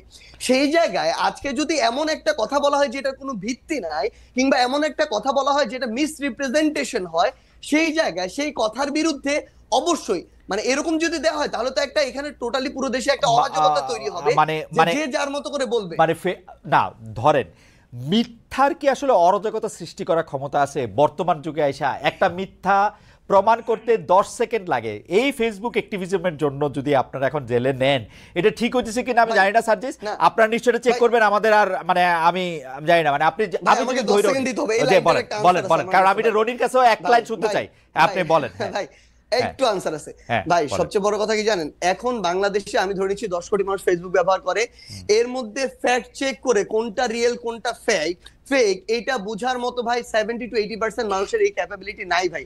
যেটা সামনে আসে তারা ওইটাকে রিয়েল মনে করে। এই জন্য আমার যখন সর্বশেষ ভাই মজার একটা কথা বলি, সর্বশেষ যখন বিয়ে হলো আমাকে এরকম অনেকজন জিজ্ঞাসা করছে, গ্রামের মানুষজন, তোমার না আগে বিয়ে হয়েছিল? মানে তারা আগের ওই ফেক জিনিসগুলোকে বিশ্বাস করে নিচ্ছিল ভাই। তো আপনি এরকম কত প্রোপাগান্ডার বিরুদ্ধে গিয়ে দাঁড়াবেন যেখানে আপনার পিছনে দেশ এবং দেশের বাইরে এই টিম থেকে সার্জিস আমি বুঝতেছি না, প্রপাগান্ডার বিরুদ্ধে তো আপনার দাঁড়াইতে হবে না, কারণ প্রপাগান্ডা তো নিজেই মিথ্যা প্রমাণিত। আপনি কি তাদের সবাইকে নিয়ে জেলে ভরে দিবেন? না ভাই জেলে ভরবো না, কিন্তু ভরছেন তো যখন ভাই আপনার কথাটা শুনেন ভাই, যখন এরকম অসংখ্য হতে থাকবে এবং যেটা আসলে একটা সঠিক জিনিসকে রং ওয়েতে নিয়ে যাবে, মিসরিপ্রেজেন্ট করবে, তখন এটার বিরুদ্ধে অন্তত আপনি যদি কয়েকটা ব্যবস্থা না নেন তাহলে তো এটা চলতে থাকবে, তাহলে তো আপনি কখনোই একটা রাইট ট্র্যাকে আপনি যেতে পারবেন না। তার মানে জেলে নেওয়া ঠিক আছে আপনি মনে করছেন? ভাই জেলে নেওয়া ঠিক আছে না, এটা একটা বিচারিক প্রক্রিয়ার মধ্যে দিয়ে যাবে। কারো যদি এরকম সংশ্লিষ্টতা থাকে যে এটা কোনো একটা মানে বিশৃঙ্খলা বা আইনের বাইরে কোনো একটা কিছুতে যাচ্ছে, তখন ব্যবস্থা নেওয়া হবে না। সার্জিস আপনি আমার খুবই প্রিয়, কিন্তু আপনার বলা আমার কাছে খুবই হাসান মাহমুদের বলার মতো লাগতেছে। যাই হোক ভাই শুনেন, আমি আপনাকে একটা জিনিস বলি ভাই, না আর আমাদের সময় নাই। আপনি আপনার কথা বলছেন যে আপনি তো আসলে দৃষ্টান্ত বুঝাইতে চান। না ভাই একটা জিনিস একটু বলি। হ্যাঁ রনি শেষ করবেন। হ্যাঁ সার্জিস শেষ করেন। হ্যাঁ আমাদের তো আর হ্যাঁ রনি তাহলে আপনি 1 মিনিটে বলেন, আমাদের আর সময় নাই কিন্তু আসলে সময় শেষ হয়েছে অনেক আগে। শাওনকে যে কারণে গ্রেফতার করা হয়েছে সেটা কিন্তু ফেসবুক কারণের মধ্যে ফেসবুক স্ট্যাটাস এগুলো লেখা নাই। আচ্ছা লেখা হয়েছে রাষ্ট্রের বিরুদ্ধে ষড়যন্ত্রের কারণে গ্রেফতার করেছে। রাষ্ট্রের বিরুদ্ধে ষড়যন্ত্র একটা উইয়ার্ড ধারণা। হ্যাঁ রাষ্ট্রের বিরুদ্ধে ষড়যন্ত্র বইলা কিছু নাই, এটা থাকা উচিত না। এখন যেটা 24-এর অভ্যুত্থানের পরে থাকা উচিত হলো ওই যে রাষ্ট্র অ্যাকাউন্টেবল থাকবে, নাগরিক না। হ্যাঁ কিন্তু কথা হলো এই ফ্রিডমটা আপনি এনজয় করবেন রেসপন্সিবল হইয়া। শাওন কি রেসপন্সিবল ছিল না? শাওন শেখ হাসিনার ওই ডাস্টবিনওয়ালা ছবিতে যখন আপনার শফিক ভাই যে টিস্যু ফালাইলো সেইটা দেখেন, সেটার একটা অ্যাস্থেটিক্যাল কোশ্চেন হাজির করলো। শেখ হাসিনার প্রতি ঘৃণার কারণেই তো রনি আপনি শেষ করেন। মানে আপনি আমি কিন্তু কন্টেন্টে যাইতে চাইতেছি না, মানে আপনি মনে করতেছেন যে শাওনের বক্তব্য দিয়া। শাওনের বক্তব্য শুনে, শাওন হইলো একটা আওয়ামী পরিবারের সন্তান, তার বাপ মা দুইজনই আওয়ামী লীগের এমপি ছিল, সে প্রতিশ্রুতিশীল আওয়ামী লীগার। শেখ হাসিনার আচরণে সে বিরক্ত ছিল, সেই কারণে সাইদের পক্ষে সে নিছে। সে তার মানে শোনেন, আওয়ামী লীগের অনেকগুলো পকেট আছে, কালচারাল পকেট। ঠিক আছে রনি, আমি আপনার বক্তব্য বুঝতে পারতেছি। আপনি মনে করতেছেন কিনা বঙ্গবন্ধু মধ্যে আওয়ামী লীগার একজন প্রতিশ্রুতিশীল আওয়ামী লীগার হিসাবে, এবং তার আওয়ামী পরিবার বাপ মা দুইটা, তাকে জেলে নেওয়া ঠিক আছে? তাকে না তাকে ধরার জন্য রাষ্ট্রদ্রোহিতা বা ষড়যন্ত্রমূলক ফেসবুক স্ট্যাটাস দরকার নাই। হ্যাঁ সে আরো আগেই জেলে থাকার কথা। মানে কি জন্য? আওয়ামী লীগ করার জন্য? ডেফিনেটলি সে আওয়ামী লীগ করার জন্য না, আচ্ছা। সে ছাত্রলীগের রাজনীতি, ছাত্রলীগের আপনার ভার্চুয়াল মিটিং গুলোতে অ্যাটেন্ড করার রিপোর্ট আছে, প্রমাণ আছে, আচ্ছা, আচ্ছা। নিষিদ্ধ ঠিক আছে, সংগঠন। বুঝতে পারছি, হ্যাঁ, বুঝতে ফলে পারছি। তাকে অ্যারেস্ট করাটাই আপনার অ্যারেস্ট করার মধ্য দিয়ে যে আপনার বিশাল ভুল হয়ে গেছে। হ্যাঁ, কিন্তু যে সমস্ত কারণে অ্যারেস্ট করা হচ্ছে সেটা ঠিক না, যেমন ধরেন ফেসবুকে লিখলে অ্যারেস্ট। রনি, আমার কাছে মনে হয় যে রনি, আপনি যেহেতু চিন্তক, আপনি নিশ্চয়ই আপনার কথাগুলি আপনি আবার শুনবেন, তারপর আমরা পরে আবার আপনার সাথে এটা কথা বলবো। অপরাধ মানে ধরেন না না, আমি না না, আমার এগুলি নিষিদ্ধ সংগঠনের সাথে আপনি জড়িত থাকলে আপনাকে গ্রেফতার কোনটা- করতে পারে রাষ্ট্র। কোনটা- কিন্তু কোনটা- কোনটা আমি স্পষ্ট ফেসবুক স্ট্যাটাস দেওয়া বা রাষ্ট্রের বিরুদ্ধে ষড়যন্ত্রের দায়ে মেহের আফরোজ শাওন নিষিদ্ধ সংগঠনের সাথে জড়িত থাকার প্রশ্নে তাকে গ্রেফতার করা যেত, মানে গ্রেফতার করা যেতে পারে। নিষিদ্ধ কিন্তু সংগঠন মানে কি? আইনি ছাত্রলীগ? গ্রাউন্ডটা দেখেন ছাত্রলীগ। আপনি। হ্যাঁ, ছাত্রলীগ আইনি গ্রাউন্ডটা যদি আপনি দেখেন, কিন্তু এর বাইরে আমার কথা স্পষ্টভাবে শুনতে হবে। ওকে। কিন্তু আমি আপনার রাষ্ট্র বিরুদ্ধে ষড়যন্ত্র ফেসবুক স্ট্যাটাস লেখার আপনার কারণে আপনি কথা আমি গ্রেফতার শুনছি করবেন। ভাই, শুনছি ভাই। হ্যাঁ, গ্রেফতার করবেন, এটার প্রতিবাদ জানাই, আমি এটার বিরোধিতা করি। কিন্তু শাওন প্রতিশ্রুতি ছিল আওয়ামী লীগের, ও আওয়ামী লীগের পক্ষেই মতামত উৎপাদন করবে। এখন আওয়ামী লীগ একটা ফ্যাসিজম, এখন ফ্যাসিজমের পক্ষে মতামত উৎপাদন আপনি এলাও করবেন কি না, ওকে, সেটা হলো এবং প্রশ্ন। তারে গ্রেফতার করা, আমার কথা হলো আমি এলাও করব নো, আওয়ামী লীগের গ্রেফতার করব না, গ্রেফতার- আমরা তাকে ওয়ার্নিং করব, আমরা তাকে রিকনসিলিয়েশনের আচ্ছা ঠিক আছে, আপনার কথা পরিষ্কার, আপনার কথা পরিষ্কার। শাস্তি সমাধান না, আপনি ভিকটিম বানাইতে পারেন না কোনো লোককে। ওকে, আপনি তো জাস্টিস করবেন। ওকে, আপনি ভিকটিম ভোটের রাজনীতি করলে এটা ঠিক আছে, ঠিক আছে রনি, ঠিক আছে। আমরা জনাব সার্জিস আলম, আপনি 20 সেকেন্ড বলেন, আমরা আমাদের আর সময় নাই, এক ভাই দুই মিনিট। হ্যাঁ ভাই না, আমি ভাই ওইটার আনসার দিয়েছেন, আমি আমার যেতে কিছু বলার চেষ্টা করছি ওই টপিকটা বাদ দিয়ে ভাই আপনাকে উদ্দেশ্য করে আমার একটা কথা আছে। সেই কথাটা হচ্ছে এই জায়গা থেকে ভাই, মানে আপনি একটু আগে যে জিনিসটা বলেছেন, এর আগেও আরেকবার আরেকটা জিনিসে বলেছেন, মানে কোনো একজন ব্যক্তির হোক, কোনো একটা প্রতিষ্ঠানের বা প্ল্যাটফর্মের হোক, কোনো একটা নির্দিষ্ট ক্ষেত্রে তার যে কোনো একটা এক্সপ্লানেশন বা সামথিং কিছু একটা, যে কোনো কিছু একটা, যে কারো একজনের সাথে সাদৃশ্যপূর্ণ আপনার মনে হতে পারে, তখন আপনি যদি ওই পুরো একটা প্রতিষ্ঠান ধরেন আওয়ামী লীগ, ওই পুরো একটা ব্যক্তি ধরেন হাসান মাহমুদ, তার সাথে কম্পারিজনে চলে যান, এটা খুবই জেনারেলাইজড হয়ে যায় ভাই। নিশ্চয়ই এই জায়গা থেকে আপনার কাছে এটার এক্সপেকটেশন, আপনার কাছে কেন এক্সপেকটেশন ভাই? বিগত এই বিশ্ববিদ্যালয় লাইফে যে 4-5 জন মানে দেশের বাইরে থাকা সাংবাদিকদের আমরা ভিডিওগুলো শুনে নিজের ভিতরে নতুন একটা চিন্তার ক্ষেত্র তৈরি করেছিলাম, তাদের মধ্যে অবভিয়াসলি কয়েকটা নাম বলে আপনি ওই জায়গাটাতে একটা জায়গায় আসবেন। সেই জায়গায় যখন আপনি এরকম জেনারেলাইজড করে বলে ফেলেন যে এর সাথে, এই দলের সাথে, এই বিষয়টা মানে বেশ অপ্রত্যাশিত এবং বেশ অপ্রাসঙ্গিক হয়, যেটা আমার মনে হয় আপনার স্ট্যান্ডার্ডটাকে মানে আমি বুঝতে পারছি, যে জায়গায় দেখতে চাই ওই জায়গাটাকে আমি বুঝতে পারছি। সার্জিস, আপনার বক্তব্যের জন্য আপনাকে ধন্যবাদ। আমিও সেটাই মনে করি যে আমার আসলে যদি আপনাদের কারোর সঙ্গে আওয়ামী লীগের কারো তুলনা করতে হয়, সেটা আমার জন্য খুব আনন্দদায়ক না। কিন্তু আমি আওয়ামী লীগের সাথে তুলনামূলকভাবে না, আমি বলতে চাই যে কোনো একটা অ্যাকশনের ফলে তারপরে যে এটাকে জাস্টিফিকেশন করার যে জায়গাটা, সেইটা যখন মিলে যায় তখন হয়তো এটা আমি বলি। তারপরও আমার মনে হয় যে আওয়ামী লীগের সাথে তুলনীয় হওয়ার জন্য আপনারা এখনো যথেষ্ট পরিমাণে হন নাই। না রনি, আর আমাদের হাতে সময় নাই। আমরা অনেক ধন্যবাদ, আপনি রেজাল্ট করিম রনি অনেক সুন্দর আলোচনা করেছেন। সার্জিস, আপনার ব্যস্ততার মধ্যে আপনি আমাদের সাথে যুক্ত হয়েছেন, অনেকগুলি বিষয় নিয়ে ক্লিয়ার করেছেন আপনাদের অবস্থান, সেজন্য আপনাদের দুজনকে অনেক ধন্যবাদ। দর্শক